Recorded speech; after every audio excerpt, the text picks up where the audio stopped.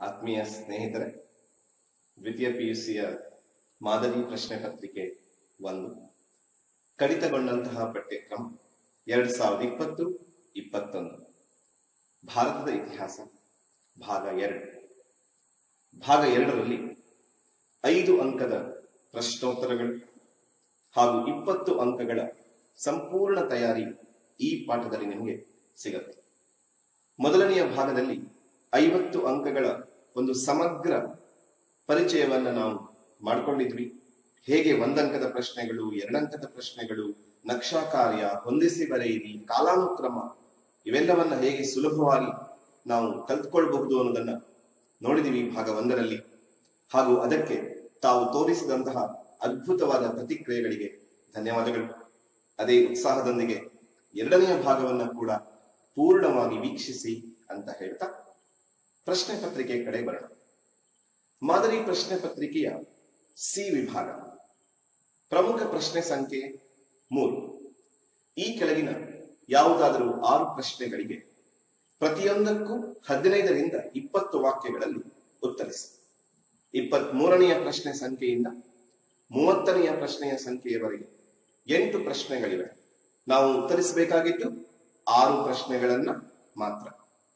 ಪ್ರತಿ ಸರಿ ಉತ್ತರಕ್ಕೂ ಗರಿಷ್ಠ 5 ಅಂಕಗಳು, ಒಟ್ಟಾರೆ 30 ಅಂಕಗಳು ಈ ಭಾಗದಲ್ಲಿ ನಮಗೆ ಸಿಗುತ್ತೆ. 15ರಿಂದ 20 ವಾಕ್ಯಗಳ ಉತ್ತರವನ್ನ ಪ್ರತಿ ಪ್ರಶ್ನೆ ಬಯಸುತ್ತೆ. ಹಾಗಾಗಿ 15ರಿಂದ 20 ವಾಕ್ಯಗಳ ಉತ್ತರ ಅದಾಗಿರಬೇಕು. ಆ ಉತ್ತರದಲ್ಲಿ ಒಂದು ಒಳ್ಳೆಯ ಆರಂಭ ಇರಬೇಕು, ಎಲ್ಲ ಮುಖ್ಯಾಂಶಗಳನ್ನು ಒಳಗೊಂಡಿರಬೇಕು, ಹಾಗೂ ಕೊನೆಯಲ್ಲಿ ಇಡೀ ಉತ್ತರದ ಸಾರಾಂಶವನ್ನ 4-5 ವಾಕ್ಯಗಳಲ್ಲಿ ಅಥವಾ 4-5 ಸಾಲುಗಳಲ್ಲಿ ಬರೀಬೇಕು.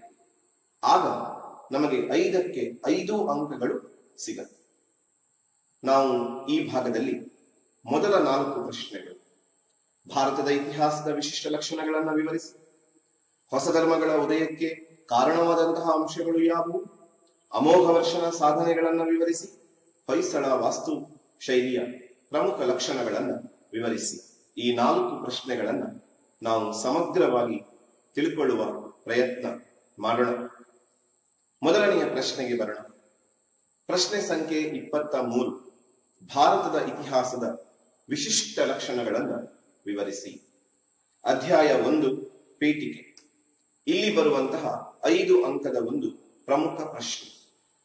ನಾವು ಭಾಗ 1ರಲ್ಲಿ ನೋಡಿದ್ವಿ, ನೆನಪು ಮಾಡ್ಕೊಳ್ಳಿ. 1 ಅಂಕದ ಒಂದು ಪ್ರಶ್ನೆ ಬಂದಿತ್ತು, 2 ಅಂಕದ ಒಂದು ಪ್ರಶ್ನೆ ಬಂದಿತ್ತು, ಈಗ 5 ಅಂಕದ ಒಂದು ಪ್ರಶ್ನೆಯೂ ಬಂದಿದೆ. ಅದರ ಅರ್ಥ 8 ಅಂಕಗಳು ಮೊದಲನೆಯ ಪಾಠಕ್ಕೆ ಸಿಗತ್ತೆ. ಹಾಗಾಗಿ ಮೊದಲನೆಯ ಪಾಠವನ್ನ ಅತ್ಯಂತ ಸರಿಯಾಗಿ ಕಲಿತುಕೊಳ್ಳುವುದು ಅತಿ ಅವಶ್ಯಕ. ಹಾಗಾದರೆ ಭಾರತದ ಇತಿಹಾಸದ ವಿಶಿಷ್ಟ ಲಕ್ಷಣಗಳನ್ನ ವಿವರಿಸಿ ಅನ್ನುವಾಗ ಒಂದು ಒಳ್ಳೆ ಆರಂಭ ಬರೀಬೇಕು. ಭಾರತ ಪ್ರಪಂಚದಲ್ಲಿ ವಿಸ್ತಾರದಲ್ಲಿ 7ನೆಯ ದೊಡ್ಡ ದೇಶ, ಜನಸಂಖ್ಯೆಯಲ್ಲಿ 2ನೆಯ ದೊಡ್ಡ ದೇಶ. ಹಾಗಾಗಿ ಭಾರತದ ಇತಿಹಾಸ ವಿಶಿಷ್ಟವಾಗಿಯೇ ಇರುತ್ತೆ. ಹೆರೋಡಾಟಸ್ ಭಾರತದ ಇತಿಹಾಸದ ಬಗ್ಗೆ ಒಂದು ಮಾತು ಹೇಳ್ತಾನೆ, ಭಾರತದ ಬಗ್ಗೆ ಒಂದು ಮಾತು ಹೇಳ್ತಾನೆ. ಭಾರತ ಒಂದು ಜನಸಂಖ್ಯಾ ಭರಿತವಾದ ದೇಶ. ಹಾಗಾಗಿ ಭಾರತದ ಇತಿಹಾಸ ಅಷ್ಟೊಂದು ವಿಸ್ತೃತವಾದಂತಹ ಭೂಭಾಗವನ್ನು ಒಳಗೊಂಡಿದೆ, ಜನಸಂಖ್ಯೆಯನ್ನು ಒಳಗೊಂಡಿದೆ, ವಿಶಿಷ್ಟವಾಗಿಯೇ ಇದೆ. ಅದನ್ನೇ ಪೀಠಿಕೆಯ ಭಾಗದಲ್ಲಿ ಬರೀಬೇಕು. ನಾವೇನು ಪೀಠಿಕೆ ಅಂತ ಬರೀಬೇಕು ಅಂತಿಲ್ಲ, ಪೀಠಿಕೆ ಅಂತ ಅದು ಗೊತ್ತಾಗ್ಬೇಕಷ್ಟೆ. ಅದ್ ಸಲುವಾಗಿ ಇಲ್ಲಿ ಪೀಠಿಕೆ ಅಂತ ಬರೆದಿನಿ. ನಿಮ್ಮ ಉತ್ತರದಲ್ಲಿ ಬರೀಬೇಕು ಅಂತೇನೂ ಇಲ್ಲ. ಅದನ್ನ ಹೇಗೆ ಬರೆಯುವುದು ಅನ್ನೋದನ್ನ ಒಂದು ಮಾದರಿ ಉತ್ತರದಲ್ಲಿ ಕೂಡ ನೋಡೋಣ. ಭಾರತ ವಿಸ್ತಾರದಲ್ಲಿ 7ನೇ ದೊಡ್ಡ ದೇಶ, ಜನಸಂಖ್ಯೆಯಲ್ಲಿ 2ನೇ ದೊಡ್ಡ ದೇಶ. ಇತಿಹಾಸದ ಪಿತಾಮಹ ಹೆರೋಡಾಟಸ್ ಹೇಳಿದ ಸಾಲನ್ನ ನಾವು ಬರೀಬೇಕು. ಭಾರತ ಒಂದು ಜನಸಂಖ್ಯಾ ಭರಿತವಾದಂತಹ ದೇಶ. ಹಾಗಾಗಿ ಭಾರತದ ಇತಿಹಾಸ ವಿಶಿಷ್ಟವಾದಂತಹ ಲಕ್ಷಣಗಳನ್ನು ಹೊಂದಿದೆ. ಹಾಗಾದ್ರೆ ಯಾವೆಲ್ಲ ಲಕ್ಷಣಗಳನ್ನು ಹೊಂದಿದೆ ನೋಡಿ. ಇದನ್ನ ನಾವು ಹೇಗೆ ಬರೀಬೇಕು, ಇದು ನಮ್ಮ ಒಂದು ಮಾದರಿ ಉತ್ತರ ಪತ್ರಿಕೆ ಅಂತ ಇಟ್ಕೊಳ್ಳೋಣ. ಮಾರ್ಜಿನ್ ನ ಹೊರಗಡೆ ಪ್ರಶ್ನೆ ಸಂಖ್ಯೆಯನ್ನ ನೀಟಾಗಿ ಬರೀಬೇಕು. ಪ್ರಶ್ನೆ ಕಂಟಿನ್ಯೂ ಆಗಿದೆ ನೋಡಿ, 1ರಿಂದ 10 1 ಅಂಕದ ಪ್ರಶ್ನೆಗಳು, 11ರಿಂದ 22 2 ಅಂಕದ ಪ್ರಶ್ನೆಗಳು, 23ರಿಂದ 30 5 ಅಂಕದ ಪ್ರಶ್ನೆಗಳು. ಪ್ರಶ್ನೆ ಸಂಖ್ಯೆ 23 ಪ್ರಶ್ನೆ ಸಂಖ್ಯೆಯನ್ನ ಯಾವಾಗಲೂ ಮಾರ್ಜಿನ್ ಹೊರಗಡೆ ಬರೀಬೇಕು. ಏನು ಪ್ರಶ್ನೆಯನ್ನ ಕೊಟ್ಟಿದ್ದಾರೆ ಅನ್ನೋದನ್ನ ನಮ್ಗೆ ಪ್ರಶ್ನೆ ಪತ್ರಿಕೆಯಲ್ಲಿ ನೋಡಿದೀವಿ. ಅದಕ್ಕೆ ಒಂದು ಪೀಠಿಕೆಯ ಭಾಗವನ್ನ ಈ ತರ ಬರೀಬೇಕು. ಭಾರತ ವಿಸ್ತಾರದಲ್ಲಿ ಪ್ರಪಂಚದಲ್ಲಿಯೇ 7ನೇ ದೊಡ್ಡ ದೇಶ. ಅಲ್ಲಿ 7ನೇ ಅನ್ನೋದನ್ನ ಅಂಡರ್ಲೈನ್ ಮಾಡಿದೀವಿ, ಅಂಡರ್ಲೈನ್ ಮಾಡಬೇಕು. ಹಾಗೂ ಜನಸಂಖ್ಯೆಯಲ್ಲಿ 2ನೇ ದೊಡ್ಡ ದೇಶ, 2ನೇ ಅನ್ನೋದನ್ನ ಕೂಡ ಬೋಲ್ಡ್ ಆಗಿ ನಾವು ಎದ್ದು ಕಾಣುವ ಹಾಗೆ ಬರೆದಿದ್ದೀವಿ, ಅದನ್ನ ಅಂಡರ್ಲೈನ್ ಮಾಡಬೇಕು. ಇತಿಹಾಸದ ಪಿತಾಮಹನಾದ ಹೆರೋಡಾಟಸ್ ಕೂಡ ನಾವು ಎದ್ದು ಕಾಣುವ ಹಾಗೆ ಗುರುತಿಸಿದೀವಿ. ಭಾರತವನ್ನ ಜನಸಂಖ್ಯಾ ಭರಿತ ದೇಶ ಎಂದಿದ್ದಾನೆ. ಆ ಜನಸಂಖ್ಯಾ ಭರಿತ ದೇಶ ಅನ್ನೋದನ್ನು ಕೂಡ ನಾವು ಅಂಡರ್ಲೈನ್ ಮಾಡಬೇಕು. ಹಾಗಾಗಿ ಭಾರತದ ಇತಿಹಾಸವು ವಿಶಿಷ್ಟವಾದಂತಹ ಲಕ್ಷಣಗಳನ್ನು ಹೊಂದಿದೆ. ಇದು ಪೀಠಿಕೆಯ ಭಾಗದಲ್ಲಿ ಆರಂಭದ ಭಾಗದಲ್ಲಿ ನಾವು ಬರೀಬೇಕು.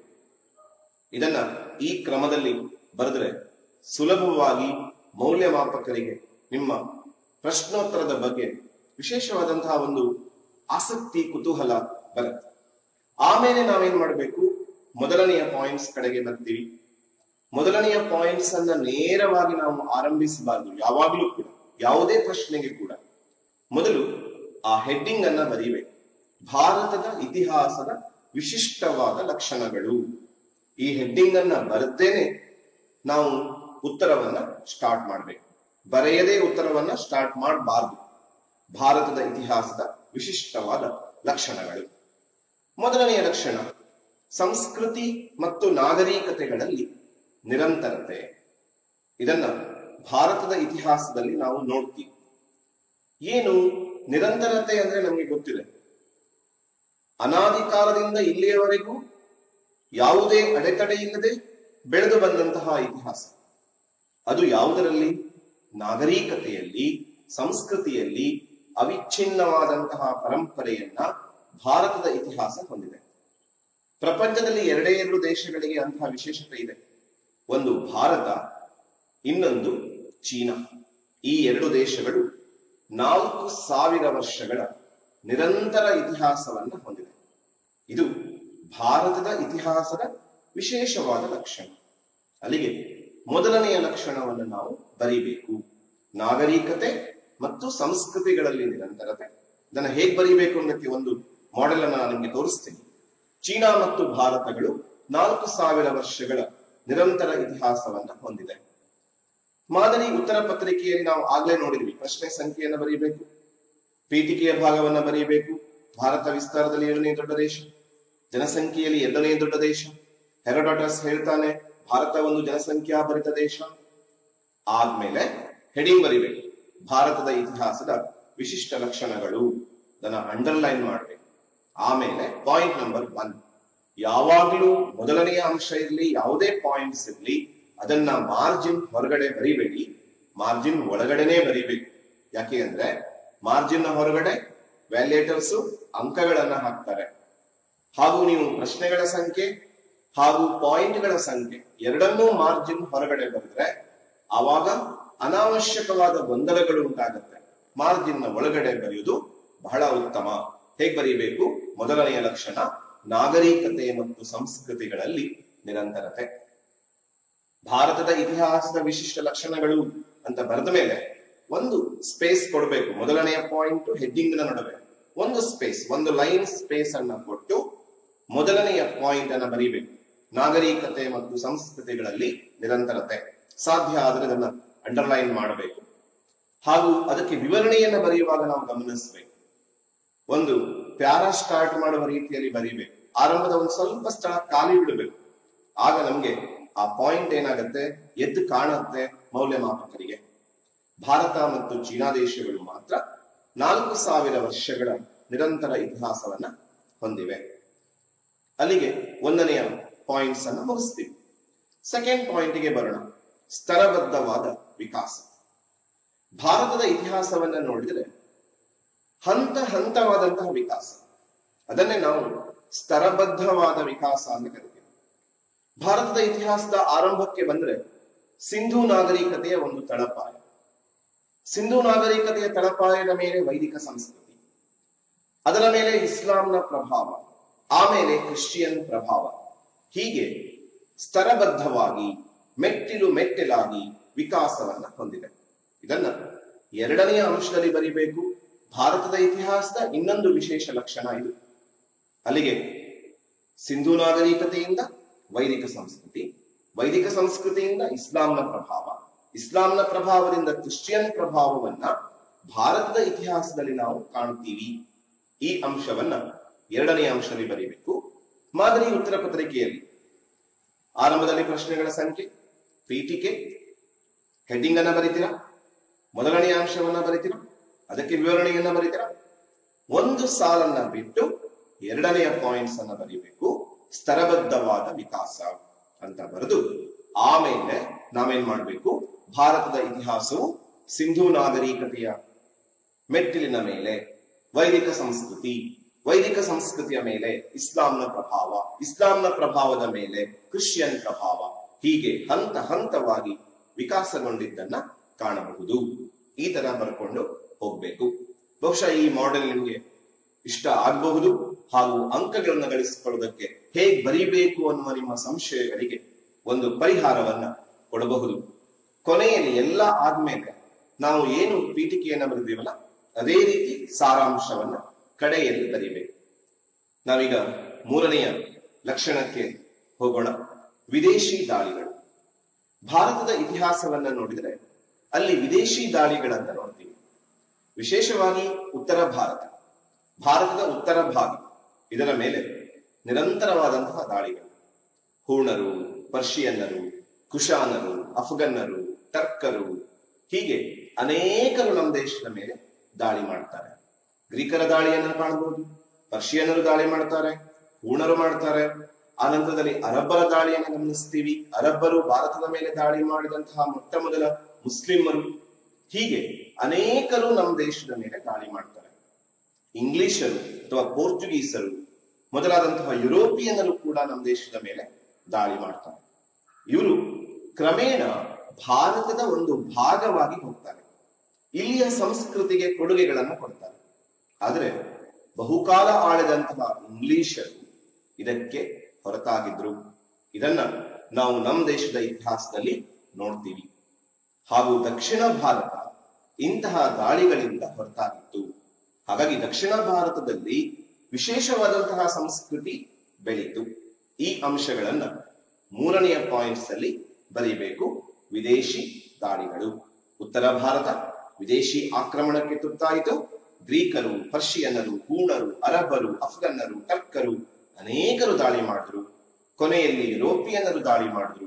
ಬಹುವರ್ಷ ನಮ್ಮನ್ನಾಡಿದಂತಹ ಇಂಗ್ಲಿಷರನ್ನ ಹೊರತುಪಡಿಸಿ ಉಳಿದ ಬಹುತೇಕ ಎಲ್ಲರೂ ನಮ್ಮ ದೇಶದ ಸಂಸ್ಕೃತಿಯ ಕೊಡುಗೆಗಳನ್ನು ತೆಗೆದುಕೊಂಡ್ರು ಹಾಗೂ ಕೊಡುಗೆಗಳನ್ನು ಕೊಟ್ಟರು. ದಕ್ಷಿಣ ಭಾರತ ಈ ದಾಳಿಗಳಿಂದ ಹೊರತಾಗಿತ್ತು. ಇದನ್ನ ಮೂರನೆಯ ಲಕ್ಷಣವಾಗಿ ನೋಡ್ತೀವಿ. ನಾಲ್ಕನೆಯ ಲಕ್ಷಣಕ್ಕೆ ಬಂದ್ರೆ ಪ್ರಬಲವಾದ ಮತ್ತು ಸಹಿಷ್ಣುವಾದಂತಹ ಹಿಂದೂ ಧರ್ಮ. ಭಾರತ ಅನೇಕ ಧರ್ಮಗಳ ತವರೂರು, ಅನೇಕ ಧರ್ಮಗಳ ಆಚರಣೆ ನಮ್ಮ ದೇಶದಲ್ಲಿದೆ. ನಮ್ಮ ದೇಶದಲ್ಲಿ ಹಿಂದೂ, ಜೈನ, ಬೌದ್ಧ, ಕ್ರಿಶ್ಚಿಯನ್, ಸಿಖ್ ಹೀಗೆ ಹಲವು ಧರ್ಮಗಳ ಆಚರಣೆಯನ್ನ ನೋಡ್ತೀವಿ. ಆ ಎಲ್ಲ ಧರ್ಮಗಳ ಆಚರಣೆಯ ನಡುವೆ ಇಲ್ಲಿ ಬಹಳ ಪ್ರಬಲವಾಗಿರುವ ಸಹಿಷ್ಣುವಾದಂತಹ ಹಿಂದೂ ಧರ್ಮವನ್ನ ಭಾರತದ ಇತಿಹಾಸದಲ್ಲಿ ನಾವು ಅಭ್ಯಾಸ ಮಾಡ್ತೀವಿ. ಹಾಗೂ ಈ ಧರ್ಮದ ಎರಡು ಪ್ರಮುಖ ಅಂಶಗಳನ್ನ ನಾವಿಲ್ಲಿ ಬರಿಬೇಕಾಗುತ್ತೆ. ಮೊದಲನೇದಾಗಿ ವಸುದೈವ ಕುಟುಂಬಕಂ, ಇಡೀ ಪ್ರಪಂಚವೇ ನನ್ನ ಮನೆ. ಈ ಸಿದ್ಧಾಂತವನ್ನ ನಾವು ಭಾರತದ ಇತಿಹಾಸದಲ್ಲಿ ಗಮನಿಸ್ತೀವಿ. ಹಾಗೂ ಸರ್ವೇ ಜನಾ ಸುಖಿನೋ ಭವಂತು, ಎಲ್ಲರೂ ಸುಖವಾಗಿರ್ಲಿ, ಎಲ್ಲರಿಗೂ ಒಳ್ಳೆಯದಾಗ್ಲಿ, ಈ ಎರಡು ಉದಾತ್ತವಾದಂತಹ ಧ್ಯೇಯಗಳನ್ನ ಹೊಂದಿರುವ ಪ್ರಬಲವಾದ ಆದರೆ ಸಹಿಷ್ಣುವಾದ ಹಿಂದೂ ಧರ್ಮವನ್ನ ಭಾರತದ ಇತಿಹಾಸದ ಉದ್ದಕ್ಕೂ ನಾವು ನೋಡ್ತೀವಿ. ಅದೊಂದು ವಿಶಿಷ್ಟ ಲಕ್ಷಣವಾಗಿ ಗೋಚರಿಸುತ್ತೆ. ಇದನ್ನ ನಾಲ್ಕನೆಯ ಅಂಶದಲ್ಲಿ ಬರಿತೀವಿ. ಐದನೆಯ ಅಂಶ ಜಗತ್ತಿಗೆ ಭಾರತದ ಕೊಡುಗೆಗಳು. ಭಾರತ ಅನೇಕ ಕ್ಷೇತ್ರಗಳಲ್ಲಿ ಕೊಡುಗೆಯನ್ನ ಕೊಟ್ಟಿದೆ. ಖಗೋಳದಲ್ಲಿ, ವಿಜ್ಞಾನದಲ್ಲಿ, ತತ್ವಜ್ಞಾನದಲ್ಲಿ, ಸಂಗೀತದಲ್ಲಿ, ಆಯುರ್ವೇದದಲ್ಲಿ, ಶಿಕ್ಷಣದಲ್ಲಿ, ಹೀಗೆ ವಿವಿಧ ಕ್ಷೇತ್ರಗಳಲ್ಲಿ ಭಾರತ ಕೊಡುಗೆಯನ್ನ ಕೊಟ್ಟಿದೆ. ಈ ಕೊಡುಗೆಗಳನ್ನು ನಾವು ಭಾರತದ ಇತಿಹಾಸದಲ್ಲಿ ಓದ್ತೀವಿ. ಜಗತ್ತಿಗೆ ಕೊಟ್ಟಂತಹ ಕೊಡುಗೆಗಳನ್ನ ಭಾರತದ ಇತಿಹಾಸದ ಮೂಲಕವಾಗಿ ಸ್ಮರಿಸಿಕೊಳ್ತೀವಿ.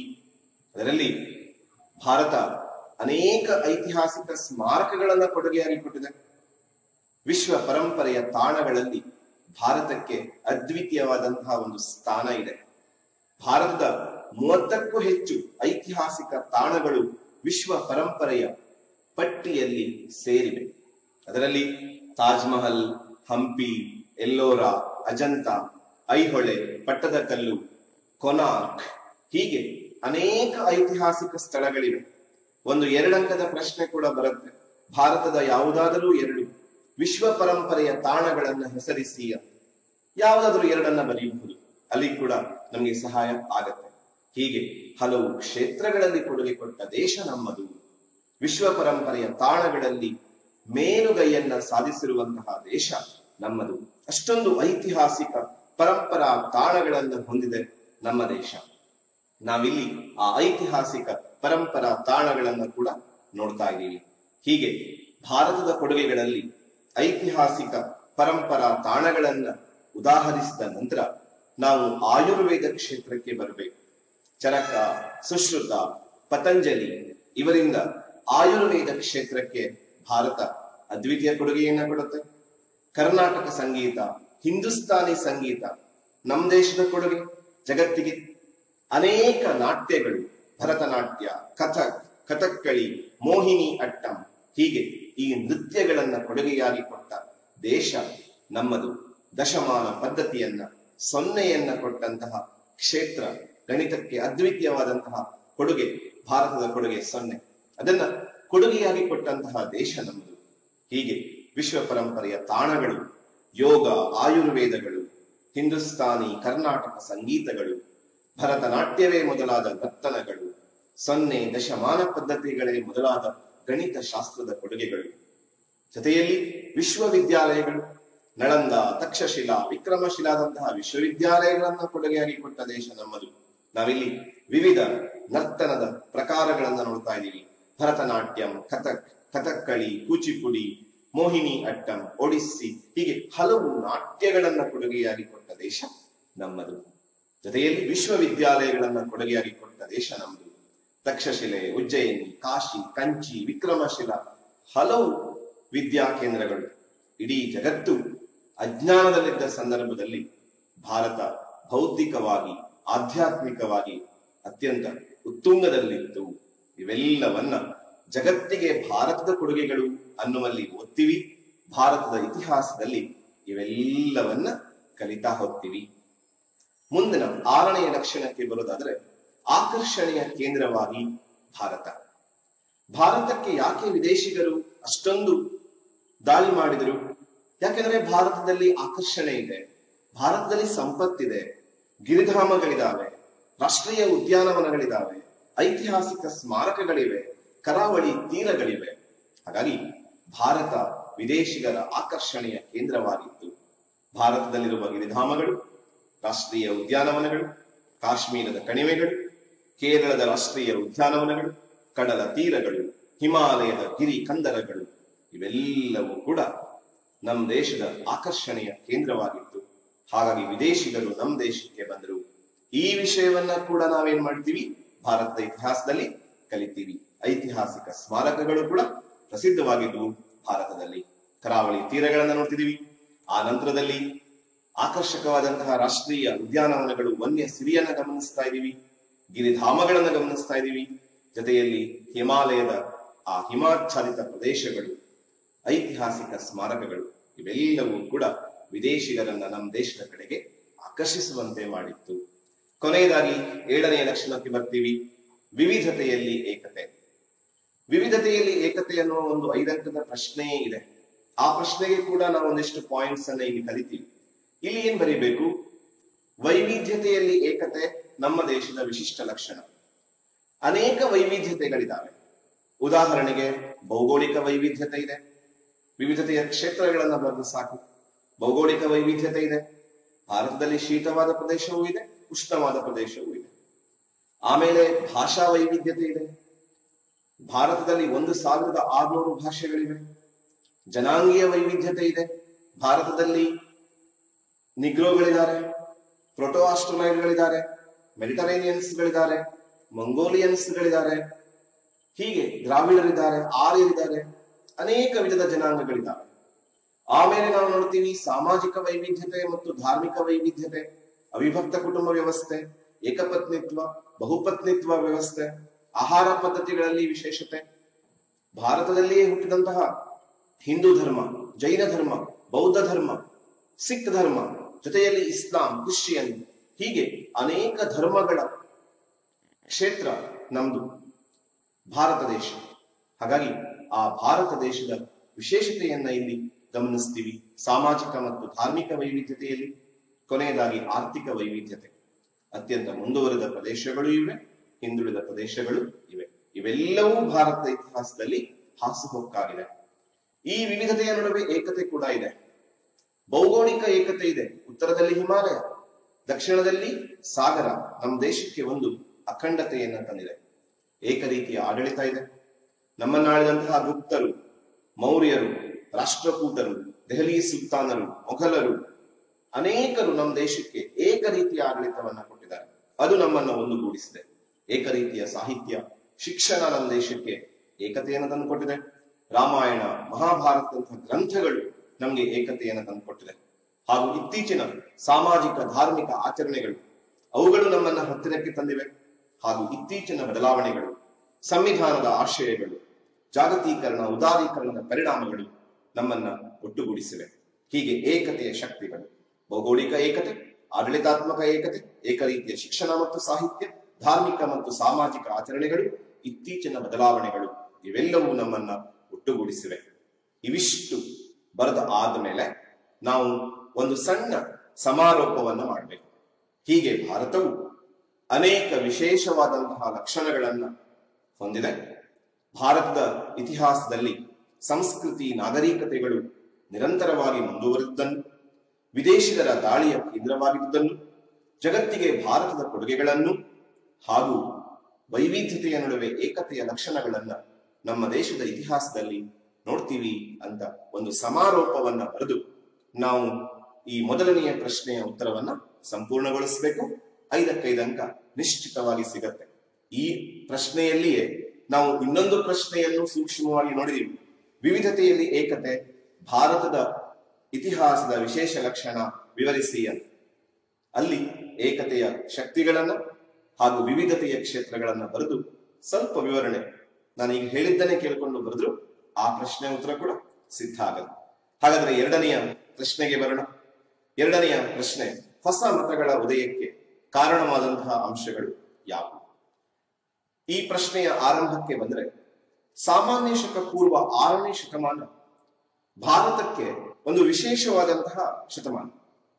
ಅಂದು ಭಾರತ ಧಾರ್ಮಿಕವಾಗಿ, ಸಾಮಾಜಿಕವಾಗಿ ಅನೇಕ ಪ್ರತಿಭಟನೆಗಳನ್ನ ಎದುರಿಸಿತು.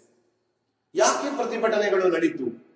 ನಮ್ಮ ದೇಶದ ಅಂದಿನ ಧರ್ಮದಲ್ಲಿ, ಸಮಾಜದಲ್ಲಿ ಇದ್ದಂತಹ ಅನ್ಯಾಯಗಳು, ಜೊತೆಯಲ್ಲಿ ಜಾತಿ ಪದ್ಧತಿಯ ಜೊತೆಗೆ ಕಠೋರವಾದಂತಹ ಆಚರಣೆಗಳು, ಇವುಗಳ ವಿರುದ್ಧ ಭಾರತದಲ್ಲಿ ಒಂದು ಪ್ರತಿಭಟನೆ ಆಗುತ್ತೆ. ಇದನ್ನ ನಾವು ಪೀಠಿಕೆಯ ಭಾಗದಲ್ಲಿ ಬರೀಬೇಕು. ಹೊಸ ಧರ್ಮಗಳ ಉದಯಕ್ಕೆ ಕಾರಣವಾದಂತಹ ಅಂಶಗಳು ಯಾವ್ಯಾವುದು ಅನ್ನೋದನ್ನ ವಿವರಿಸುವ ಪೂರ್ವದಲ್ಲಿ 6ನೇ ಶತಮಾನದಲ್ಲಿ ಭಾರತದಲ್ಲಿ ಪ್ರತಿಭಟನೆಗಳು ನಡೆದು, ಅನ್ಯಾಯದ ವಿರುದ್ಧ ನಡೀತು ಪ್ರತಿಭಟನೆ, ಜಾತಿ ಪದ್ಧತಿಯ ವಿರುದ್ಧ ಪ್ರತಿಭಟನೆ ನಡೀತು, ಕಠಿಣವಾದಂತಹ ಆಚರಣೆಗಳ ವಿರುದ್ಧ ಪ್ರತಿಭಟನೆ ನಡೀತು. ಈ ಅಂಶವನ್ನ ಬರೆದು ನೇರವಾಗಿ ಮೊದಲನೆಯ ಅಂಶಕ್ಕೆ ಬರ್ತೀವಿ. ವೈದಿಕ ಧರ್ಮದಲ್ಲಿದ್ದಂತಹ ಗೊಂದಲ. ಹೆಡ್ಡಿಂಗ್ ಅನ್ನ ಬರೆದನ ಯಾವ ಕಾರಣಕ್ಕೂ ಮರಿಬಾರದು. ಹೊಸ ಧರ್ಮಗಳ ಉದಯಕ್ಕೆ ಕಾರಣವಾದಂತಹ ಅಂಶಗಳು. ಪಾಯಿಂಟ್ ನಂಬರ್ 1, ವೈದಿಕ ಧರ್ಮದಲ್ಲಿ ಗೊಂದಲ ಇತ್ತು. ವೈದಿಕ ಸಂಸ್ಕೃತಿಯನ್ನ 2 ಭಾಗವಾಗಿ ಅಭ್ಯಾಸ ಮಾಡ್ತೀವಿ. ಪೂರ್ವ ವೇದಗಳ ಕಾಲ, ಉತ್ತರ ವೇದಗಳ ಕಾಲ ಅಂತ. ಪೂರ್ವ ವೇದಗಳ ಕಾಲ ಅಂತಂದ್ರೆ ಋಗ್ವೇದ ರಚನೆಯಾದಂತಹ ಕಾಲ. ಉತ್ತರ ವೇದಗಳ ಕಾಲ ಅಂತಂದ್ರೆ ಯಜುರ್ವೇದ, ಸಾಮವೇದ, ಅಥರ್ವಣ ವೇದಗಳು ರಚನೆಯಾದಂತಹ ಕಾಲ. ಆರಂಭದ ಋಗ್ವೇದದ ಕಾಲದಲ್ಲಿ ವೈದಿಕ ಧರ್ಮ ಸರಳವಾಗಿತ್ತು, ಸುಲಭವಾಗಿತ್ತು. ಆದರೆ ಉತ್ತರ ವೇದಗಳ ಕಾಲಕ್ಕೆ ಬಂದಾಗ ಸರಳವಾಗಿದ್ದಂತಹ ವೈದಿಕ ಧರ್ಮ, ವೈದಿಕ ಸಂಸ್ಕೃತಿ ಸಂಕೀರ್ಣವಾಯಿತು. ಇದನ್ನೇ ನಾವು ವೈದಿಕ ಧರ್ಮದಲ್ಲಿದ್ದಂತಹ ಗೊಂದಲ ಅನ್ನುವ ಅಂಶಕ್ಕೆ ಬರೀಬೇಕಾದ ವಿವರಣೆ. ಉತ್ತರ ವೇದಗಳ ಕಾಲದಲ್ಲಿ ಜಟಿಲವಾಗ್ತಾ ಹೋಯಿತು ಧಾರ್ಮಿಕ ಆಚರಣೆಗಳು, ಪುರೋಹಿತರ ಪ್ರಾಬಲ್ಯ ಬೆಳೀತು, ಅವರ ಪ್ರಭಾವ ಹೆಚ್ಚಾಯಿತು, ಹಾಗೂ ಸರಳವಾಗಿದ್ದಂತಹ ಧರ್ಮದಲ್ಲಿ ಕಠೋರವಾದ ಆಚರಣೆಗಳು ಬಂದವು. ಇದನ್ನ ಮೊದಲನೆಯ ಅಂಶದಲ್ಲಿ ಬರೀಬೇಕು, ವೈದಿಕ ಧರ್ಮದಲ್ಲಿದ್ದ ಗೊಂದಲ. ಸೆಕೆಂಡ್ ಪಾಯಿಂಟ್ಗೆ ಬರ್ತೀವಿ, ಪುರೋಹಿತರ ಪ್ರಭಾವ ಅನ್ನೋದನ್ನ ನಾವು ಎರಡನೆಯ ಅಂಶದಲ್ಲಿ ಬರೀಬೇಕು. ಪುರೋಹಿತ ವರ್ಗದವರ ಪರಮಾಧಿಕಾರ. ಅಂದು ವೈದಿಕ ಸಂಸ್ಕೃತಿಯಲ್ಲಿ ಎಲ್ಲ ಧಾರ್ಮಿಕ ವಿಧಿವಿಧಾನಗಳನ್ನು ನಡೆಸುವವರು ಪುರೋಹಿತರು. ಪುರೋಹಿತರಿಲ್ಲದೆ ಯಾವುದೇ ಧಾರ್ಮಿಕ ಕಾರ್ಯಗಳು ಆಗೋದಿಲ್ಲ ಅನ್ನುವಂತಹ ಒಂದು ಪ್ರಶ್ನಾತೀತತೆ ಬಂದಾಗ ಸಹಜವಾಗಿ ಪುರೋಹಿತರು ತಮ್ಮ ಪರಮಾಧಿಕಾರವನ್ನು ಸ್ಥಾಪಿಸಿದರು. ಸಾಮಾನ್ಯವಾಗಿ ಏನು ವೈದಿಕ ಸಂಸ್ಕೃತಿಯಲ್ಲಿ ವರ್ಣಾಶ್ರಮ ವ್ಯವಸ್ಥೆ ಬಂದಿತ್ತು, ಬ್ರಾಹ್ಮಣ, ಕ್ಷತ್ರಿಯ, ವೈಶ್ಯ, ಶೂದ್ರ ಅಂತ, ಅಲ್ಲಿ ಬ್ರಾಹ್ಮಣರು ಪೌರೋಹಿತ್ಯವನ್ನ ಮಾಡ್ತಿದ್ರು. ಹಾಗೂ ಬ್ರಾಹ್ಮಣರು ಪೌರೋಹಿತ್ಯದ ಕಾರಣದಿಂದ ತಮ್ಮ ಪರಮಾಧಿಕಾರವನ್ನು ಸ್ಥಾಪಿಸಿದರು. ವೈದಿಕ ವಿಧಿವಿಧಾನಗಳನ್ನು ನಡೆಸುವುದಕ್ಕೆ ಪುರೋಹಿತರು ಅನಿವಾರ್ಯವಾದರು. ಹಾಗಾಗಿ ತಮ್ಮನ್ನ ತಾವು ಪುರೋಹಿತರು ಅತ್ಯಂತ ಶ್ರೇಷ್ಠರು ಅಂತ ಭಾವಿಸಿದ್ರು. ಅನೇಕ ಸವಲತ್ತುಗಳನ್ನ ಅವರು ಅನುಭವಿಸ್ತಾ ಇದ್ರು. ಸಹಜವಾಗಿ ಅವರ ಈ ಪರಮಾಧಿಕಾರದ ಸ್ಥಾಪನೆ, ವೈದಿಕ ವಿಧಿವಿಧಾನಗಳಿಗೆ ಅವರ ಅನಿವಾರ್ಯತೆ ಹಾಗೂ ಅವರು ಅನುಭವಿಸುತ್ತಿದ್ದ ಸವಲತ್ತುಗಳು ತಮ್ಮನ್ನ ತಾವು ತೋರಿಸಿಕೊಳ್ಳುತ್ತಿದ್ದಂತಹ ಶ್ರೇಷ್ಠರು ಎಂಬ ಮನೋಭಾವನೆ ಹೊಸ ಧರ್ಮಗಳ ಉದಯದಲ್ಲಿ ಪ್ರಮುಖವಾದಂತಹ ಒಂದು ಕಾರಣ ಆಯಿತು. ಎರಡನೇ ಅಂಶವನ್ನು ನೋಡಿದ್ವಿ, ಪುರೋಹಿತ ವರ್ಗದ ಪರಮಾಧಿಕಾರ. ಮೂರನೆಯ ಅಂಶಕ್ಕೆ ಬರ್ತೀವಿ, ಪ್ರಾಣಿ ಬಲಿ. ಯಜ್ಞಯಾಗಾದಿಗಳಲ್ಲಿ ಪ್ರಾಣಿ ಬಲಿಯನ್ನ ಕೊಡುವಂತಹ ವ್ಯವಸ್ಥೆ ವೈದಿಕ ಧರ್ಮದ ಒಂದು ಭಾಗವಾಗತ್ತೆ. ಒಂದು ಕೆಲಸಗಳಿಗೆ, ಉದಾಹರಣೆಗೆ ರೋಗಗಳಿಂದ ಗುಣವಾಗುವುದು, ರೋಗಗಳನ್ನ ಗುಣಪಡಿಸಿಕೊಳ್ಳುವುದು, ಯುದ್ಧದಲ್ಲಿ ಜಯಗಳಿಸುವುದು, ಪುತ್ರರನ್ನ ಪಡೆಯುವುದು, ಹೀಗೆ ಅನೇಕ ಲೌಕಿಕ ಪ್ರಾಪ್ತಿಗಳಿಗಾಗಿ ಪುರೋಹಿತರು ಯಜ್ಞಯಾಗಗಳನ್ನ ಸಲಹೆ ಮಾಡ್ತಾರೆ. ನಾವು ಅದನ್ನೇ ಉದಾಹರಣೆಯಲ್ಲಿ ನೋಡಬಹುದು. ಮಕ್ಕಳನ್ನ ಪಡೆಯಲಿಕ್ಕೆ, ಯುದ್ಧದಲ್ಲಿ ಜಯಗಳಿಸುವುದಕ್ಕೆ, ರೋಗಗಳನ್ನು ಗುಣಪಡಿಸುವುದಕ್ಕೆ, ಹೀಗೆ ಅನೇಕ ಸಂದರ್ಭಗಳಲ್ಲಿ ಯಜ್ಞಯಾಗಗಳನ್ನ ಪುರೋಹಿತರು ಯಜ್ಞಯಾಗಾದಿಗಳ ಸಲಹೆಯನ್ನ ಪುರೋಹಿತರು ಕೊಡ್ತಾರೆ. ಅವುಗಳಲ್ಲಿ ಪ್ರಾಣಿ ಬಲಿಯನ್ನ ಕೊಡುವ ವ್ಯವಸ್ಥೆ ಕೂಡ ಇತ್ತು. ಕೆಲವು ವಿಚಾರವಾದಿಗಳು ಇದನ್ನ ಪ್ರಶ್ನಿಸ್ತಾರೆ ಹಾಗೂ ಯಜ್ಞಯಾಗಗಳನ್ನ ನಡೆಸುವುದು, ಪ್ರಾಣಿ ಬಲಿಯನ್ನ ಕೊಡುವುದು ವ್ಯರ್ಥ ಅಂತ ವಾದಿಸ್ತಾರೆ. ಇದು ಹೊಸ ಧರ್ಮಗಳ ಉದಯದಲ್ಲಿ ಒಂದು ಪ್ರಮುಖವಾದಂತಹ ಅಂಶ. ಪ್ರಾಣಿ ಬಲಿಯನ್ನ ಕೊಡುವುದನ್ನ ವಿಚಾರವಾದಿಗಳು ವ್ಯರ್ಥ ಅಂತ ಭಾವಿಸ್ತಾರೆ. ಲೌಕಿಕ ಪ್ರಾಪ್ತಿಗಳಿಗಾಗಿ ಯಜ್ಞಯಾಗಗಳ ಅವಶ್ಯಕತೆ ಇಲ್ಲ ಅನ್ನುವುದಾಗಿ ವಿಚಾರವಾದಿಗಳು ತಮ್ಮ ವಾದವನ್ನ ಮಂಡಿಸುತ್ತಾರೆ. ಇದನ್ನ ಮೂರನೆಯ ಅಂಶದಲ್ಲಿ ನೋಡ್ತೀವಿ. ನಾಲ್ಕನೆಯ ಅಂಶಗಳಿಗೆ ಬಂದ್ರೆ ಮಂತ್ರಗಳ ಪಠಣ. ಸಾಮಾನ್ಯವಾಗಿ ವೈದಿಕ ಯಜ್ಞಯಾಗಗಳನ್ನ ಮಂತ್ರಗಳ ಮೂಲಕವಾಗಿ, ಶ್ಲೋಕಗಳ ಮೂಲಕವಾಗಿ ವೈದಿಕ ವಿಧಿವಿಧಾನಗಳನ್ನ, ಯಜ್ಞಯಾಗಗಳನ್ನ ನಡೆಸ್ತಾ ಇದ್ರು. ಶ್ಲೋಕಗಳು ಸಂಸ್ಕೃತ ಭಾಷೆಯಲ್ಲಿತ್ತು. ಸಂಸ್ಕೃತ ಭಾಷೆಯಲ್ಲಿದ್ದಂತಹ ಆ ಶ್ಲೋಕಗಳು ಪುರೋಹಿತರ ಹಿಡಿತದಲ್ಲಿದ್ದವು. ಪುರೋಹಿತರು ಆ ಮಂತ್ರಗಳ ಮೇಲೆ ತಮ್ಮ ಪ್ರಾಬಲ್ಯವನ್ನ ಹೊಂದಿದ್ರು. ಅವರು ಹೇಳ್ತಾ ಇದ್ದಂತಹ ಮಂತ್ರಗಳ ಅರ್ಥ ಏನು, ಏನ್ ಮಂತ್ರ ಹೇಳ್ತಿದ್ದಾರೆ, ಯಾವ ದೇವರ ಬಗ್ಗೆ ಮಂತ್ರ ಹೇಳ್ತಿದ್ದಾರೆ, ಅದರಿಂದ ಆಗೋ ಉಪಯೋಗಗಳು ಏನು, ಇವು ಜನಸಾಮಾನ್ಯರಿಗೆ ಗೊತ್ತಾಗ್ಲೇ ಇಲ್ಲ. ಹಾಗಾಗಿ ಅರ್ಥವಾಗದ ವಿಷಯಗಳು ನಂಬಿಕೆಯನ್ನ ಕಳ್ಕೊಳ್ಳುತ್ತೆ. ಮಂತ್ರಗಳ ಪಠಣ ಅರ್ಥ ಆಗ್ಲಿಲ್ಲ, ಅರ್ಥವಾಗದ ಮಂತ್ರಗಳ ಪಠಣದ ಮೇಲಿನ ನಂಬಿಕೆಯನ್ನ ಜನಸಾಮಾನ್ಯರು ಕಳ್ಕೊಳ್ತಾರೆ. ಇದನ್ನ ಮಂತ್ರಗಳ ಪಠಣ ಅನ್ನುವ ನಾಲ್ಕನೆಯ ಅಂಶದಲ್ಲಿ ನೋಡ್ತೀವಿ. ಐದನೆಯ ಅಂಶಕ್ಕೆ ಬಂದ್ರೆ ಜಾತಿ ವ್ಯವಸ್ಥೆ.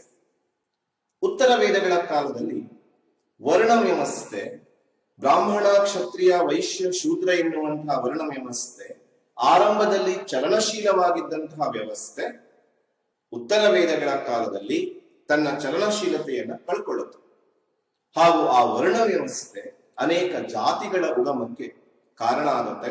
ಸಾಮಾಜಿಕ ವ್ಯವಸ್ಥೆ ಜಟಿಲವಾಗ್ತಾ ಹೋಗುತ್ತೆ. ಬ್ರಾಹ್ಮಣ, ಕ್ಷತ್ರಿಯರು, ವೈಶ್ಯರು ಹೆಚ್ಚಿನ ಸ್ಥಾನಮಾನಗಳನ್ನ ಪಡ್ಕೊಳ್ತಾರೆ. ಜಾತಿಗಳ ನಡುವೆ ಒಂದು ಅಸಮಾನತೆ ಸೃಷ್ಟಿಯಾಗುತ್ತೆ. ಅದರಲ್ಲಿಯೂ ವರ್ಣಾಶ್ರಮ ವ್ಯವಸ್ಥೆಯಲ್ಲಿದ್ದಂತಹ ಶೂದ್ರರ ಪರಿಸ್ಥಿತಿ ತುಂಬಾ ಸಂಕಷ್ಟಕರವಾಗಿತ್ತು. ಹೇಳಿಕೊಳ್ಳಲಿಕ್ಕೆ ಆಗದೇ ಇರುವಷ್ಟು ಕಷ್ಟ ಶೂದ್ರರಿಗಿತ್ತು. ಹಾಗಾಗಿ ಈ ಜಾತಿ ವ್ಯವಸ್ಥೆ, ಅದರಿಂದ ಹೊರತಾದಂತಹ ಒಂದು ಧರ್ಮ ಹುಟ್ಕೊಂಡ್ರೆ ಚೆನ್ನಾಗಿರ್ತಿತ್ತು ಅಂತ ಅನೇಕರಿಗೆ ಅನಿಸ್ಲಿಕ್ಕೆ ಶುರುವಾಗುತ್ತೆ. ಅದನ್ನೇ ನಾವು ಜಾತಿ ವ್ಯವಸ್ಥೆ ಅನ್ನೋಲ್ಲಿ ನೋಡ್ತೀವಿ. ಹಾಗೂ ಕೊನೆಯಲ್ಲಿ ಮಹಾಪುರುಷರ ಜನನ. ಹೀಗೆ ವೈದಿಕ ಧರ್ಮದಲ್ಲಿದ್ದಂತಹ ಗೊಂದಲಗಳು, ಪುರೋಹಿತರ ಪರಮಾಧಿಕಾರದ ಸ್ಥಾಪನೆ, ಮಂತ್ರಗಳ ಪಠಣ, ಪ್ರಾಣಿ ಬಲಿ, ಜಾತಿ ವ್ಯವಸ್ಥೆ, ಇವುಗಳಿಂದ ನೊಂದಿದ್ದಂತಹ ಜನಸಾಮಾನ್ಯರಿಗೆ ಜಾತಿ ವ್ಯವಸ್ಥೆಯಿಂದ ಹೊರತಾದ, ವರ್ಣಾಶ್ರಮ ವ್ಯವಸ್ಥೆಯಿಂದ ಹೊರತಾದ, ಸಂಸ್ಕೃತ ಶ್ಲೋಕಗಳ ರೂಪದಲ್ಲಿದ್ದಂತಹ ಮಂತ್ರಗಳ ಪಠಣಕ್ಕೆ ಹೊರತಾದ, ಪ್ರಾಣಿ ಬಲಿಗೆ ಹೊರತಾದ, ಎಲ್ಲರನ್ನ ಸಮಾನವಾಗಿ ನೋಡುವಂತಹ ಒಂದು ಧರ್ಮದ ಅವಶ್ಯಕತೆ ಇತ್ತು. ಅಂತಹ ಸಂದರ್ಭದಲ್ಲಿ ಇಬ್ಬರು ಮಹಾನ್ ಪುರುಷರ ಜನನ ಆಗತ್ತೆ ಭಾರತದಲ್ಲಿ. ಒಬ್ಬ ವರ್ಧಮಾನ ಮಹಾವೀರ, ಇನ್ನೊಬ್ಬ ಗೌತಮ ಬುದ್ಧ. ಇವರು ಜನರು ಏನನ್ನ ಬಯಸಿದ್ರೋ ಅದನ್ನೇ ಕೊಡ್ತಾರೆ. ಜನರಾಡುವ ಭಾಷೆಯಲ್ಲಿ ಅತ್ಯಂತ ಸರಳವಾಗಿ ಯಜ್ಞಯಾಗಾದಿಗಳಿಂದ ಹೊರತಾದ ಸುಲಭವಾದ ಸರಳವಾದ ತತ್ವಗಳನ್ನು ಒಳಗೊಂಡಂತಹ ಬೋಧನೆಗಳನ್ನ ಕೊಡ್ತಾರೆ. ಹಾಗಾಗಿ ಜನ ಹೊಸ ಧರ್ಮಗಳ ಕಡೆಗೆ ಆಕರ್ಷಿತರಾಗ್ತಾರೆ. ಈ 6 ಅಂಶಗಳನ್ನ ಬರೆದು ಕಡೆಯಲ್ಲಿ ಒಂದು ಸಮಾರೋಪವನ್ನ ಮಾಡಬೇಕು. ಏನ್ ಸಮಾರೋಪ ಮಾಡಬೇಕು ಅಂದ್ರೆ, ಉತ್ತರ ವೇದಗಳ ಕಾಲದಲ್ಲಿ ಉಂಟಾದಂತಹ ಜಾತಿ ವ್ಯವಸ್ಥೆ, ಪ್ರಾಣಿ ಬಲಿ, ಯಜ್ಞಯಾಗಾದಿಗಳ ಪ್ರಾಮುಖ್ಯತೆ, ಪುರೋಹಿತರು ಅದರ ಮೇಲೆ ಹೊಂದಿದ್ದಂತಹ ಹಿಡಿತ, ಈ ಕಾರಣದಿಂದ ಜನಸಾಮಾನ್ಯರಿಗೆ ಹೊಸದೊಂದು ಸರಳವಾದಂತಹ ಧರ್ಮದ ಅವಶ್ಯಕತೆ ಉಂಟಾಯಿತು. ಈ ಸಂದರ್ಭದಲ್ಲಿ ಉದಯಿಸಿದಂತಹ, ಜನನ ಹೊಂದಿದಂತಹ ಮಹಾವೀರ ಗೌತಮ ಬುದ್ಧ ಜನರ ಅಗತ್ಯಗಳನ್ನು ಪೂರೈಸಿದರು. ಹೊಸ ಧರ್ಮಗಳು ಉದಯವಾದವು. ಅಲ್ಲಿಗೆ ಈ ಸಮಾರೋಪವನ್ನ ಮಾಡಿ 2ನೆಯ ಪ್ರಶ್ನೆಯನ್ನ ಮುಕ್ತಾಯಗೊಳಿಸಬೇಕು. 3ನೆಯ ಪ್ರಶ್ನೆಯ ಕಡೆಗೆ ಬರೋಣ. ಅಮೋಘ ವರ್ಷನ ಸಾಧನೆಗಳನ್ನ ವಿವರಿಸಿ. ಇದು ರಾಷ್ಟ್ರಕೂಟರು ಪಾಠದಲ್ಲಿ ಬರುವಂತಹ ಪ್ರಶ್ನೆ. 2ನೆಯ ಪ್ರಶ್ನೆ ಏನಿತ್ತು ನಾವು ನೋಡಿದ್ವಲ್ಲ, ಹೊಸ ಧರ್ಮಗಳ ಉದಯಕ್ಕೆ ಕಾರಣಗಳು ಯಾವ್ಯಾವುದು ಅಂತ. ಹೊಸ ಮತಗಳ ಉದಯ ಅನ್ನುವ ಪಾಠದಲ್ಲಿ 1 ಅಂಕದ ಒಂದು ಪ್ರಶ್ನೆ ಬಂದಿತ್ತು, 2 ಅಂಕದ ಒಂದು ಪ್ರಶ್ನೆ ಬಂದಿತ್ತು, 5 ಅಂಕದ ಒಂದು ಪ್ರಶ್ನೆ ಕೂಡ ಬಂತು. ಅಲ್ಲಿಗೆ ಹೊಸ ಮತಗಳ ಉದಯ ಅಲ್ಲಿ 8 ಅಂಕಗಳು ಬಂದಿದ್ದನ್ನ ನಾವಿಲ್ಲಿ ಗಮನಿಸಬಹುದು. ರಾಷ್ಟ್ರಕೂಟರು ಪಾಠದ ಒಂದು ಪ್ರಮುಖ ಪ್ರಶ್ನೆ, 2 ಅಂಕದ ಒಂದು ಪ್ರಶ್ನೆ ಭಾಗ 1ರಲ್ಲಿ ನಾವು ನೋಡಿದ್ವಿ. ಅಮೋಘ ವರ್ಷನ ಸಾಧನೆಗಳನ್ನ ವಿವರಿಸಿ. ಸಣ್ಣ ಪೀಠಿಕೆಯನ್ನು ಯಥಾ ಪ್ರಕಾರ ಕೊಡೋದಾದ್ರೆ, ಅಮೋಘ ವರ್ಷ ರಾಷ್ಟ್ರಕೂಟರ ಅತ್ಯಂತ ಶ್ರೇಷ್ಠ ದೊರೆ. ಅವನ ಆಳ್ವಿಕೆಯ ವರ್ಷವನ್ನು ಬರೆಯುವುದು ಬಹಳ ಉತ್ತಮ. 1ನೇ ಅಮೋಘ ವರ್ಷ ನೃಪತುಂಗ, ಸಾಮಾನ್ಯ ಶಕ 814ರಿಂದ 878. ರಾಷ್ಟ್ರಕೂಟರ ಅತ್ಯಂತ ಶ್ರೇಷ್ಠ ದೊರೆ. ಶರ್ವ ಎನ್ನುವಂತಹ ಇನ್ನೊಂದು ಹೆಸರನ್ನ ಹೊಂದಿದ್ದ. 3ನೆಯ ಗೋವಿಂದನ ಮಗ ಇವನು. ಸಾಮಾನ್ಯ ಶಕ 814ರಲ್ಲಿ ಅಧಿಕಾರಕ್ಕೆ ಬರ್ತಾನೆ. ಅಪ್ರಾಪ್ತ ವಯಸ್ಕನಾಗಿದ್ದ. ಹಾಗಾಗಿ ಅವನ ಚಿಕ್ಕಪ್ಪನಾಗಿದ್ದಂತಹ ಕರ್ಕ ಕೆಲ ವರ್ಷಗಳ ಕಾಲ ಆಳ್ವಿಕೆಯನ್ನ ನಡೆಸ್ತಾನೆ. ಶರ್ವ ಅನ್ನೋದು ಅವನ ಇನ್ನೊಂದು ಹೆಸರು. ಹೀಗೆ ಆರಂಭದ ಪೀಠಿಕೆಯ ಭಾಗದಲ್ಲಿ ಅಮೋಘ ವರ್ಷನ ಬಗ್ಗೆ ಒಂಚೂರು ಮಾಹಿತಿಯನ್ನು ಕೊಡಬೇಕು. 3ನೇ ಗೋವಿಂದನ ಮಗ, ರಾಷ್ಟ್ರಕೂಟರ ಶ್ರೇಷ್ಠ ದೊರೆ, 814ರಲ್ಲಿ ಅಧಿಕಾರಕ್ಕೆ ಬರ್ತಾನೆ. ಅಪ್ರಾಪ್ತ ವಯಸ್ಕನಾಗಿದ್ದ. ಇಮ್ಮಡಿ ಕರ್ಕ ಅವನ ಪ್ರತಿನಿಧಿಯಾಗಿ ಕೆಲವು ವರ್ಷಗಳ ಕಾಲ ಆಳ್ವಿಕೆಯನ್ನ ನಡೆಸ್ತಾನೆ.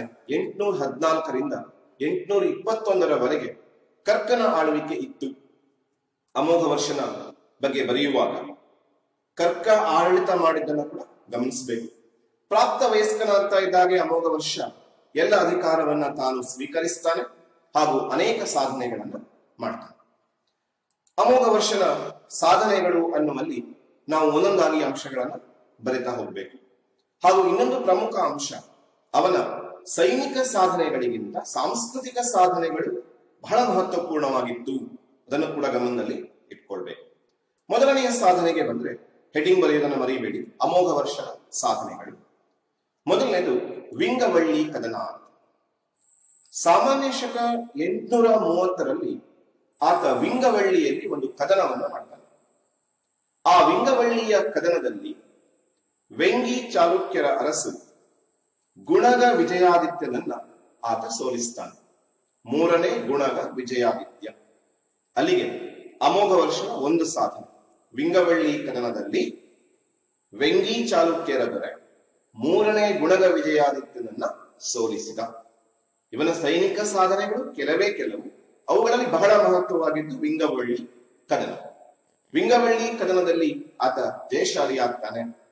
3ನೇ ಗುಣಗ ವಿಜಯಾದಿತ್ಯನನ್ನ ಸೋಲಿಸ್ತಾನೆ. 2ನೇ ಅಂಶಕ್ಕೆ ಬರ್ತೀವಿ. ಗಂಗ ರಾಜ್ಯದ ಮೇಲೆ ಹಿಡಿತವನ್ನ ಹೊಂದಿದ್ದ. ಗಂಗರು ರಾಷ್ಟ್ರಕೂಟರ ಕಾಲದಲ್ಲಿ ಒಂದು ಪ್ರಮುಖವಾದಂತಹ ಸಾಮ್ರಾಜ್ಯ ಗಂಗ ಸಾಮ್ರಾಜ್ಯ. ಗಂಗ ಸಾಮ್ರಾಜ್ಯದ ಮೇಲೆ ರಾಷ್ಟ್ರಕೂಟರ ಹಿಡಿತ ಇತ್ತು.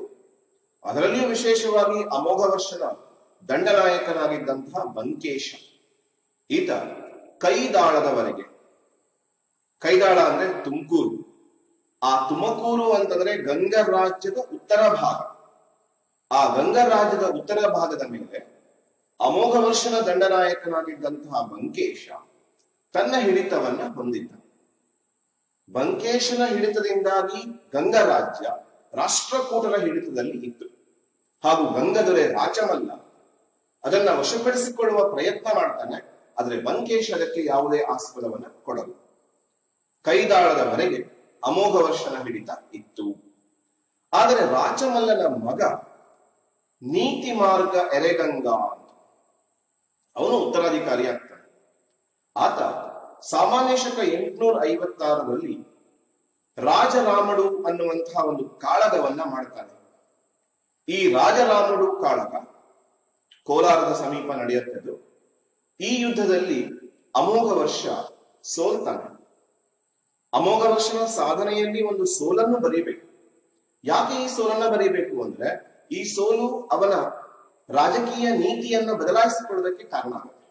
ಹಾಗಾಗಿ ಗಂಗ ರಾಜ್ಯದ ಮೇಲೆ ಹಿಡಿತ ಅನ್ನುವಲ್ಲಿ ಇವನ ಸೇನಾಪತಿಯಾಗಿದ್ದಂತಹ ಬಂಕೇಶ ಕೈದಾಳದವರೆಗೆ ಹಿಡಿತವನ್ನ ಹೊಂದಿದ್ರೂ ಕೂಡ ರಾಚಮಲ್ಲನ ಉತ್ತರಾಧಿಕಾರಿಯಾದಂತಹ ನೀತಿಮಾರ್ಗ ಎರೆಗಂಗ ರಾಜರಾಮಡು ಯುದ್ಧದಲ್ಲಿ ಅಮೋಘ ವರ್ಷನನ್ನ ಸೋಲಿಸಿದ.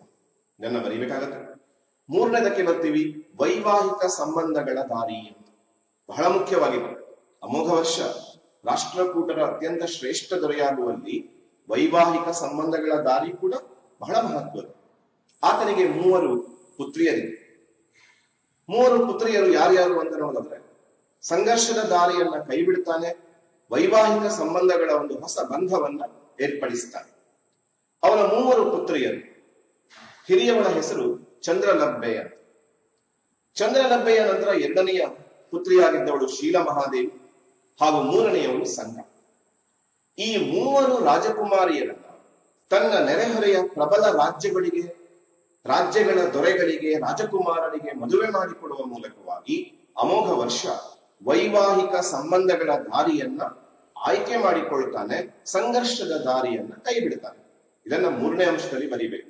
ವೈವಾಹಿಕ ಸಂಬಂಧಗಳ ದಾರಿ ಯಾರ್ಯಾರಿಗೆ ಮದುವೆ ಮಾಡಿಕೊಟ್ಟ ನೋಡೋದಾದ್ರೆ ಮೊದಲನೆಯ ರಾಜಕುಮಾರಿ ಹಿರಿಯ ಪುತ್ರಿ ಚಂದ್ರಲಬ್ಬೆ.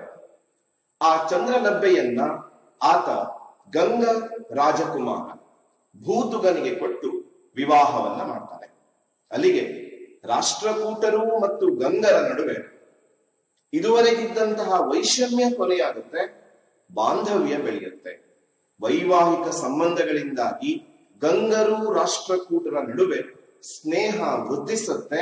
ಹಾಗಾಗಿ ಅಮೋಘ ವರ್ಷನಿಗೆ ಸಾಂಸ್ಕೃತಿಕ ರಂಗದತ್ತ ತನ್ನ ಮನಸ್ಸನ್ನ ಇಡೋದಕ್ಕೆ, ಗಮನ ಹರಿಸುವುದಕ್ಕೆ ಸಾಧ್ಯ ಆಗತ್ತೆ. ಚಂದ್ರಲಬ್ಬೆಯನ್ನ ಭೂತುಗನಿಗೆ ಕೊಟ್ಟು ಮದುವೆ ಮಾಡ್ತಾನೆ. ಭೂತುಗ ಎರೆಗಂಗನ ಮಗನಾಗಿದ್ದಾನದನ್ನ ಗಮನಿಸಬೇಕು. 2ನೆಯ ರಾಜಕುಮಾರಿಗೆ ಬರ್ತೀವಿ. 2ನೆಯ ರಾಜಕುಮಾರಿ ಶೀಲಮಹಾದೇವಿ. ಅವಳನ್ನ ವೆಂಗಿ ಚಾಲುಕ್ಯರ ರಾಜಕುಮಾರ ವಿಷ್ಣುವರ್ಧನನಿಗೆ ಕೊಟ್ಟು ಮದುವೆ ಮಾಡ್ತಾನೆ. ಅಲ್ಲಿಗೆ ಮತ್ತೊಂದು ಪ್ರಮುಖ ರಾಜ್ಯ ವೆಂಗಿ. ವೆಂಗಿ ಮತ್ತು ರಾಷ್ಟ್ರಕೂಟರ ನಡುವೆ ಬಾಂಧವ್ಯ ಬೆಳೆಯುತ್ತೆ, ಸ್ನೇಹದ ಸಂಬಂಧ ಬೆಳೆಯುತ್ತೆ.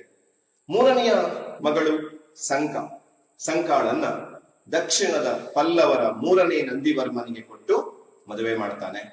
ಅಲ್ಲಿಗೆ ರಾಷ್ಟ್ರಕೂಟರು ಮತ್ತು ಕಂಚಿಯ ಪಲ್ಲವರ ನಡುವೆ ಸ್ನೇಹ ಬೆಳೆಯುತ್ತೆ.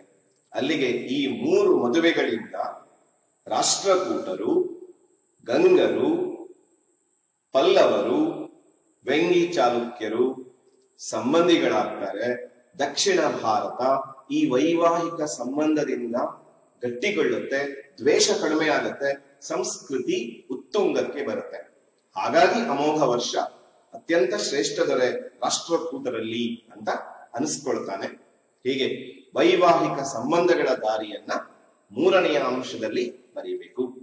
ನಾಲ್ಕನೆಯ ಅಂಶದಲ್ಲಿ ಇವನ ಬಗ್ಗೆ ನೀಲಗುಂದ ಮತ್ತು ಶಿರೂರು ಶಾಸನಗಳು ಹೇಳುವಂತಹ ಒಂದು ಮಾಹಿತಿಯನ್ನ ಬರೀಬೇಕು.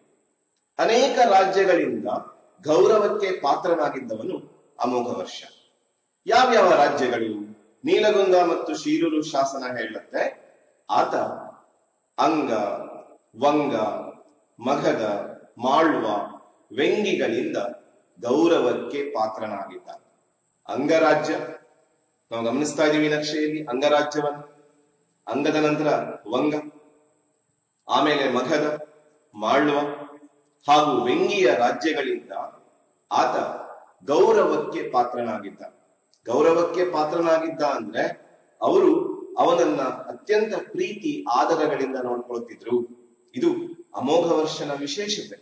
ತನ್ನ ನೆರೆಯ ರಾಜ್ಯಗಳಿಂದ ಗೌರವಕ್ಕೆ ಪಾತ್ರನಾಗುವುದು ಒಬ್ಬ ಸಾಮಾನ್ಯ ರಾಜನಿಂದ ಸಾಧ್ಯವಾಗದ ಕೆಲಸ. ಆದರೆ ಅದನ್ನ ಸಾಧಿಸಿದ್ದ ಅಮೋಘ ವರ್ಷ. ನೀಲಗುಂದ ಮತ್ತು ಶಿರೂರು ಶಾಸನಗಳು ಹೇಳುತ್ತೆ ಅಂಗ, ವಂಗ, ಮಗಧ, ಮಾಳ್ವಗಳಿಂದ ಗೌರವಿಸಲ್ಪಟ್ಟಿದ್ದ, ವೆಂಗಿಗಳಿಂದ ಗೌರವಿಸಲ್ಪಟ್ಟಿದ್ದ, ಪೂಜಿಸಲ್ಪಟ್ಟಿದ್ದ ಅಂತ ಹೇಳ್ತಾರೆ ಶಾಸನಗಳು ಹೇಳುತ್ತೆ. ಅಲ್ಲಿಗೆ ನಾಲ್ಕನೆಯ ಸಾಧನೆಯನ್ನು ನೋಡಿದೀವಿ, ಅನೇಕ ರಾಜ್ಯಗಳಿಂದ ಗೌರವಕ್ಕೆ ಪಾತ್ರನಾಗಿದ್ದ ಅಂತ. ಐದನೆಯ ಸಾಧನೆಗೆ ಬಂದ್ರೆ ಬಂಕಾಪುರ ಎಂಬ ನಗರವನ್ನ ಕಟ್ಟಿಸಿದ. ಇವನ ಮಗ ಕೃಷ್ಣ, ಯುವರಾಜನಾಗಿದ್ದವರು ಕೃಷ್ಣ. ಈತ ಅಮೋಘ ವರ್ಷನ ವಿರುದ್ಧ ದಂಗೆ ಏಳುತ್ತಾನೆ. ಬಹುಶಃ ತಂದೆಯ ವಿರುದ್ಧ ಮಗ ದಂಗೆ ಏಳುವುದು ಬಹಳ ಚಿಂತನೆಯ ವಿಷಯ ರಾಜನಿಗೆ. ಆಗ ಮತ್ತೆ ನೆರವಿಗೆ ಬಂದವನು ಅವನ ಸೇನಾಪತಿ ಬಂಕೇಶ.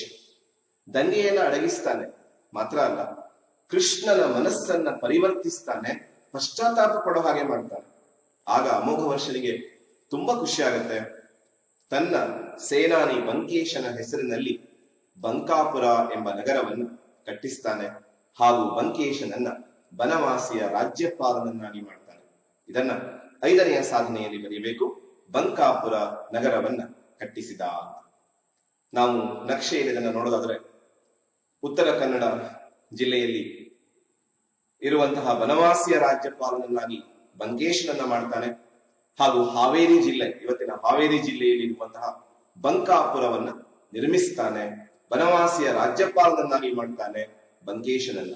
ಹೀಗೆ ತನ್ನ ಸೇನಾಪತಿಯನ್ನ ಕೂಡ ತುಂಬಾ ವಿಶ್ವಾಸದಿಂದ ಗೌರವಿಸಿದವನು ಅಮೋಘ ವರ್ಷ. ಆರನೆಯ ಸಾಧನೆಗೆ ಬಂದ್ರೆ ಧರ್ಮ ಸಹಿಷ್ಣುವಾದಂತಹ ದೊರೆ, ಶಾಂತಿ ಪ್ರಿಯನಾದಂತಹ ದೊರೆ.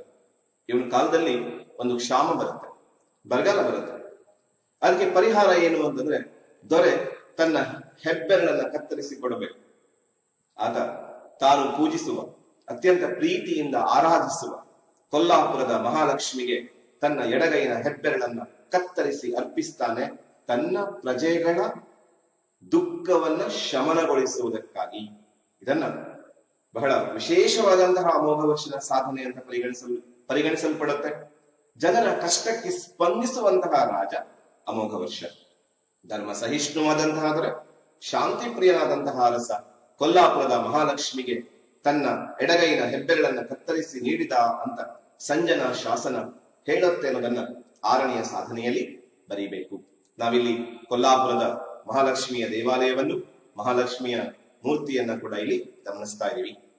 ಏಳನೆಯ ಲಕ್ಷಣಕ್ಕೆ, ಏಳನೆಯ ಅಮೋಘ ವರ್ಷನ ಸಾಧನೆಗೆ ಬಂದ್ರೆ ಸ್ವತಃ ವಿದ್ವಾಂಸ. ಅಮೋಘ ವರ್ಷ ಸಂಸ್ಕೃತ ಭಾಷೆಯಲ್ಲಿ ಪ್ರಶ್ನೋತ್ತರ ರತ್ನಮಾಲಾ ಎಂಬ ಕೃತಿಯನ್ನ ಬರೀತಾನೆ. ಅಲ್ಲಿಗೆ ಅವನ ಸಾಧನೆಯ ಮತ್ತೊಂದು ವಿಶೇಷತೆ, ನಾವು ಮೊದಲೇ ನೋಡಿದೀವಿ ಸಾಂಸ್ಕೃತಿಕ ಸಾಧನೆಗಳಿಗೆ ಹೆಸರುವಾಸಿ ಅಂತ ಸ್ವತಃ ವಿದ್ವಾಂಸನಾಗಿದ್ದ ಪ್ರಶ್ನೋತ್ತರ ರತ್ನಮಾಲ ಎಂಬ ಕೃತಿಯನ್ನ ಸಂಸ್ಕೃತದಲ್ಲಿ ಬರೆದಿದ್ದ. ಎಂಟನೆಯ ಅವನ ಸಾಧನೆಗೆ ಬಂದ್ರೆ ವಿದ್ವಾಂಸರ ಪೋಷಕ, ವಿದ್ವಾಂಸರಿಗೆ ಆಶ್ರಯ ಕೊಟ್ಟವನು. ಒಂದು ಕಡೆ ಸ್ವತಃ ವಿದ್ವಾಂಸ, ಇನ್ನೊಂದು ಕಡೆಗೆ ಅವನ ಆಸ್ಥಾನದಲ್ಲಿ ಶ್ರೀ ವಿಜಯ, ಮಹಾವೀರಾಚಾರ್ಯ, ದಿನಸೇನಾಚಾರ್ಯ, ಶಕ್ತಾಯನ, ಹೀಗೆ ಅನೇಕ ಕವಿಗಳಿಗೆ ಆಶ್ರಯ ಕೊಟ್ಟಿದ್ದ. ಯಾರೊಂದಿಗೆ ಆಶ್ರಯ ಕೊಟ್ಟಿದ್ದ ಅಂತ ನೋಡಿದ್ರೆ ಶ್ರೀ ವಿಜಯ ಕನ್ನಡದ ಮೊಟ್ಟ ಮೊದಲ ಉಪಲಬ್ಧ ಕೃತಿ ಕವಿರಾಜ ಮಾರ್ಗವನ್ನ ಬರೆದಂತಹ ಶ್ರೀ ವಿಜಯ, ಮಹಾವೀರಾಚಾರ್ಯ ಗಣಿತ ಸಾರ ಸಂಗ್ರಹವನ್ನ ಬರೆದವನು, ದಿನಸೇನಾಚಾರ್ಯ, ಶಕ್ತಾಯನ, ಹೀಗೆ ಅನೇಕ ಕವಿಗಳಿಗೆ ಆಶ್ರಯವನ್ನ ಕೊಟ್ಟವನು ಅಮೋಘ ವರ್ಷ. ಸ್ವತಃ ವಿದ್ವಾಂಸ, ಪ್ರಶ್ನೋತ್ತರ ರತ್ನಮಾಲವನ್ನ ಬರೆದಿದ್ದಾನೆ, ಅನೇಕ ವಿದ್ವಾಂಸರಿಗೆ ಆಶ್ರಯವನ್ನ ಕೊಟ್ಟಿದ್ದ. ಇದನ್ನ 8ನೆಯ ಸಾಧನೆಗೆ ನೋಡ್ತೀವಿ. 9ನೆಯ ಸಾಧನೆಗೆ ಬಂದ್ರೆ ಶ್ರೀ ವಿಜಯ ಕವಿರಾಜ ಮಾರ್ಗವನ್ನ ಬರೆದಿದ್ದ, ಕನ್ನಡದ ಮೊಟ್ಟ ಮೊದಲ ಉಪಲಬ್ಧ ಕೃತಿ ಅನ್ನುವ ಕೀರ್ತಿ ಆ ಕೃತಿಗಿದೆ ಅಂತ ನೋಡ್ತಾನೆ. ತನ್ನ ರಾಜಧಾನಿ ಮಾನ್ಯಕೇಕ ಅದನ್ನ ಜಗತ್ಪ್ರಸಿದ್ಧಿಗೊಳಿಸ್ತಾನೆ ಅಮೋಘ ವರ್ಷ. ಇದನ್ನ 9ನೆಯ ಸಾಧನೆಯಾಗಿ ಬರೀಬೇಕು. ಹಾಗೂ ಕೊನೆಯ ಸಾಧನೆಯಲ್ಲಿ ಪ್ರಪಂಚದ 4 ಶ್ರೇಷ್ಠ ಸಾಮ್ರಾಜ್ಯಗಳಲ್ಲಿ ರಾಷ್ಟ್ರಕೂಟ ಸಾಮ್ರಾಜ್ಯವೂ ಒಂದಾಗಿತ್ತು. ಸುಲೇಮಾನ್ ಸಾಮಾನ್ಯ ಶಕ 851ರಲ್ಲಿ ಮಾನ್ಯಖೇಟಕ್ಕೆ ಭೇಟಿಯನ್ನ ಕೊಟ್ಟಿದ್ದ.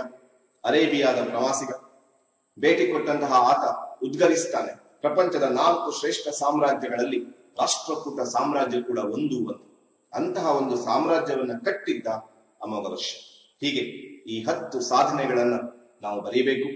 ವಿಂಗವಳ್ಳಿ ಕಾಳಗ, ಗುಣಗ ವಿಜಯಾದಿತ್ಯನನ್ನ ಸೋಲಿಸಿದ್ದು, ಗಂಗರಾಜದ ಮೇಲೆ ಹಿಡಿತ, ಕೈದಾಳದವರೆಗೆ ಆತ ಹಿಡಿತ ಹೊಂದಿದ್ದ. ರಾಜರಾಮಡು ಕಾಳಗದಲ್ಲಿ ನೀತಿ ಮಾರ್ಗ ಎರೆಗಂಗನಿಂದ ಆತ ಪರಾಜಿತನಾದ. ತನ್ನ ವಿದೇಶಾಂಗ ನೀತಿಯನ್ನು ಬದಲಾಯಿಸಿಕೊಳ್ತಾನೆ, ವೈವಾಹಿಕ ಸಂಬಂಧಗಳ ದಾರಿಯನ್ನ ಆಯ್ಕೆ ಮಾಡಿಕೊಂಡ. ಆತ ತನ್ನ 3 ಪುತ್ರಿಯರು ಚಂದ್ರಲಭ್ಯ, ಶೀಲಮಹಾದೇವಿ, ಸಂಕಾಳನ್ನ ಗಂಗಾ, ವೆಂಗಿ, ಪಲ್ಲವರಿಗೆ ಕೊಟ್ಟು, ಪಲ್ಲವ ರಾಜ್ಯಗಳಿಗೆ ರಾಜಕುಮಾರರಿಗೆ ಕೊಟ್ಟು ಮದುವೆ ಮಾಡುವ ಮೂಲಕವಾಗಿ ಆ 4 ರಾಜ್ಯಗಳ ನಡುವೆ ಒಂದು ಬಂಧನವನ್ನ, ವೈವಾಹಿಕ ಸಂಬಂಧಗಳ ಬಂಧನವನ್ನು ಬೆಸಿತಾನೆ. ಸಾಂಸ್ಕೃತಿಕ ಸಾಧನೆಗಳ ಕಡೆಗೆ ಮುನ್ನಡಿ ಇಡುತ್ತಾನೆ. ತನ್ನ ನೆರೆಯ ರಾಜ್ಯಗಳು ಅಂಗ, ವಂಗ, ಮಗಧ, ಮಾಳ್ವಗಳಿಂದ ಪೂಜಿಸಲ್ಪಡುವಂತಹ ವ್ಯಕ್ತಿಯಾಗಿದ್ದ. ಸಾಂಸ್ಕೃತಿಕವಾಗಿ ಆತ ವಿದ್ವಾಂಸರಿಗೆ ಆಶ್ರಯ ಕೊಡ್ತಾನೆ. ಸ್ವತಃ ವಿದ್ವಾಂಸನಾಗಿದ್ದ. ಬಂಕಾಪುರ ಎಂಬ ನಗರವನ್ನ ಕಟ್ಟಿಸಿದ. ಮಾನ್ಯಖೇಟದ ಅಭಿವೃದ್ಧಿಯನ್ನ ಜಗತ್ಪ್ರಸಿದ್ಧಿಗೊಳಿಸಿದ. ಕೊಲ್ಲಾಪುರದ ಮಹಾಲಕ್ಷ್ಮಿಗೆ ತನ್ನ ಕೈ ಬೆರಳನ್ನ ಕತ್ತರಿಸಿ ನೀಡುವ ಮೂಲಕ ಪ್ರಜೆಗಳ ಕಲ್ಯಾಣಕ್ಕೆ ಕಾರಣನಾದ. ಸುಲೇಮಾನ್ ಹೇಳ್ತಾನೆ, ಪ್ರಪಂಚದ 4 ರಾಜ್ಯಗಳಲ್ಲಿ ಒಂದನ್ನ ಕಟ್ತಾನೆ ಅಂತ. ಹಾಗಾದ್ರೆ ಯಾವ್ಯಾವ ರಾಜ್ಯಗಳು? ವಿಶ್ವದ ನಕ್ಷೆಯಲ್ಲಿ ಇದನ್ನು ನೋಡಿದ್ರೆ ಒಂದು ರಾಷ್ಟ್ರಕೂಟರ ರಾಜ್ಯ, ಇನ್ನೊಂದು ಚೀನಾದ ರಾಜ್ಯ. ಚೀನಾ ಕೂಡ ಪ್ರಪಂಚದ 4 ದೊಡ್ಡ ರಾಜ್ಯಗಳಲ್ಲಿ ಒಂದು ಅಂತ ಸುಲೇಮಾನ್ ಹೇಳ್ತಾರೆ. ಆಮೇಲೆ ನಾವು ಗಮನಿಸುವುದಾದ್ರೆ ಬಾಗ್ದಾದ್ನ ಖಲೀಫರ ಸಾಮ್ರಾಜ್ಯ ಹಾಗೂ ಕೊನೆಯಲ್ಲಿ ಕಾನ್ಸ್ಟಾಂಟಿನೋಪಲ್ ಸಾಮ್ರಾಜ್ಯ. ಹೀಗೆ 4 ಜಗತ್ತಿನ ಅದ್ಭುತ ಸಾಮ್ರಾಜ್ಯಗಳಲ್ಲಿ ಒಂದಾದ ರಾಷ್ಟ್ರಕೂಟ ಸಾಮ್ರಾಜ್ಯವನ್ನ ಕಟ್ತಾನೆ ಅಮೋಘ ವರ್ಷ. ಹೀಗೆ ಅಮೋಘ ವರ್ಷನ ಸಾಧನೆಯನ್ನ ಬರೆದು ಅಮೋಘ ವರ್ಷನ ಕೊನೆಯಲ್ಲಿ ಸಾರಾಂಶದಲ್ಲಿ ಬರೀಬೇಕು. ರಾಷ್ಟ್ರಕೂಟರ ಶ್ರೇಷ್ಠ ದೊರೆಯಾಗಿದ್ದಂತಹ ಅಮೋಘ ವರ್ಷ ಅನೇಕ ಬಿರುದುಗಳನ್ನ ಹೊಂದಿದ್ದ. ಆ ಬಿರುದುಗಳು ಅವನ ಸಾಧನೆಯ ಮುಕುಟಮಣಿಗಳು. ಉದಾಹರಣೆಗೆ ಅಮೋಘ ವರ್ಷ ಅನುಕೂಲ ನೆನಪಿಗೆ ಬರಬೇಕು ನೃಪತುಂಗ, ಅದು ಅವನ ವಿಶೇಷವಾದ ಬಿರುದು. ಅದರ ಜೊತೆಗೆ ಶ್ರೀವಲ್ಲಭ 3 ರಾಷ್ಟ್ರಕೂಟ ದೊರೆಗಳಿಗೆ ಅನ್ವಯ ಆಗುತ್ತೆ. ಧ್ರುವ, 3ನೇ ಗೋವಿಂದ, ಅಮೋಘ ವರ್ಷನಿಗೆ. ಶ್ರೀವಲ್ಲಭ, ವೀರನಾರಾಯಣ, ನೃಪತುಂಗ, ರಟ್ಟ ಮಾರ್ತಾಂಡ, ಹೀಗೆ ಅನೇಕ ಬಿರುದುಗಳನ್ನ ಹೊಂದಿದ್ದ. ಈ ಬಿರುದುಗಳು ಅವನ ಸಾಧನೆಯ ಮುಕುಟ ಮಣಿಗಳಾಗಿವೆ ಅಂತ ಹೇಳಿ ನಾವು ಅಮೋಘ ವರ್ಷನ ಸಾಧನೆಯನ್ನ ಸಾರಾಂಶ ರೂಪದಲ್ಲಿ ಕೊನೆಗೊಳಿಸಬೇಕು. ಅತಿಶಯದವಳ, ನೃಪತುಂಗ, ವೀರನಾರಾಯಣ, ಶ್ರೀವಲ್ಲಭ, ರಟ್ಟ ಮಾರ್ತಾಂಡ ಇತ್ಯಾದಿ. ಈ ಭಾಗದ ಕೊನೆಯ ಪ್ರಶ್ನೆಗೆ ಬರೋಣ. ಹೊಯ್ಸಳರ ವಾಸ್ತುಶೈಲಿಯ ಪ್ರಮುಖ ಲಕ್ಷಣಗಳನ್ನು ವಿವರಿಸಿ. ಬಹಳ ಸುಲಭವಾದಂತಹ ಒಂದು ಪ್ರಶ್ನೆ. ಆರಂಭದಲ್ಲಿ ಪೀಠಿಕೆಯನ್ನ ಬರೀಬೇಕು. ಇವರು 2 ಶೈಲಿಗಳ ಮಿಶ್ರಣ ಮಾಡಿ ಹೊಯ್ಸಳ ಶೈಲಿಯನ್ನ ಅಭಿವೃದ್ಧಿಪಡಿಸುತ್ತಾರೆ. ಇದನ್ನ ಮೊದಲನೆಯ ಪೀಠಿಕೆಯ ಭಾಗವಾಗಿ ಬರೀಬೇಕು. ವೇಸರ ಮತ್ತು ದ್ರಾವಿಡ ಶೈಲಿಗಳನ್ನ ಮಿಶ್ರಣ ಮಾಡಿ ಅವರು ಹೊಯ್ಸಳ ಶೈಲಿಯನ್ನ ಅಭಿವೃದ್ಧಿಪಡಿಸುತ್ತಾರೆ. ಹಾಗೂ ಇವರ ಕಾಲವನ್ನ ದೇವಾಲಯಗಳ ವಾಸ್ತುಶಿಲ್ಪದ ಸುವರ್ಣಯುಗ ಅಂತ ಕರಿತೀವಿ. ಈ ಪೀಠಿಕೆಯ ಭಾಗ ಬರೀಬೇಕು. ವೇಸರ ದ್ರಾವಿಡ ಶೈಲಿಗಳ ಮಿಶ್ರಣ, ಹೊಯ್ಸಳ ಶೈಲಿಯ ಅಭಿವೃದ್ಧಿ, ದೇವಾಲಯಗಳ ವಾಸ್ತುಶಿಲ್ಪದ ಸುವರ್ಣಯುಗ. ಲಕ್ಷಣಗಳಿಗೆ ಬರಬೇಕು. ಹೊಯ್ಸಳ ವಾಸ್ತುಶೈಲಿಯ ಲಕ್ಷಣಗಳು. ಈ ಹೆಡ್ಡಿಂಗ್ ಅನ್ನ ಬರೀಬೇಕು. ಹೆಡ್ಡಿಂಗ್ ಅನ್ನ ಬರೆದು ಮೊದಲನೆಯ ಲಕ್ಷಣಕ್ಕೆ ಬರಬೇಕು. ಚಿತ್ರ ಸಮೇತವಾಗಿರೋದ್ರಿಂದ ಬಹುಶಃ ನಿಮ್ಮ ಸ್ಮರಣೆಯಲ್ಲಿ ಇದು ಜೋಪಾನವಾಗಿರುತ್ತೆ ಅನ್ಕೊಳ್ತೀನಿ. ಗಮನಿಸ್ತಾ ಇದೆ ಚಿತ್ರದಲ್ಲಿ, ಬಹುಶಃ ನಿಮ್ಗೆ ಗೊತ್ತಾಗುತ್ತೆ.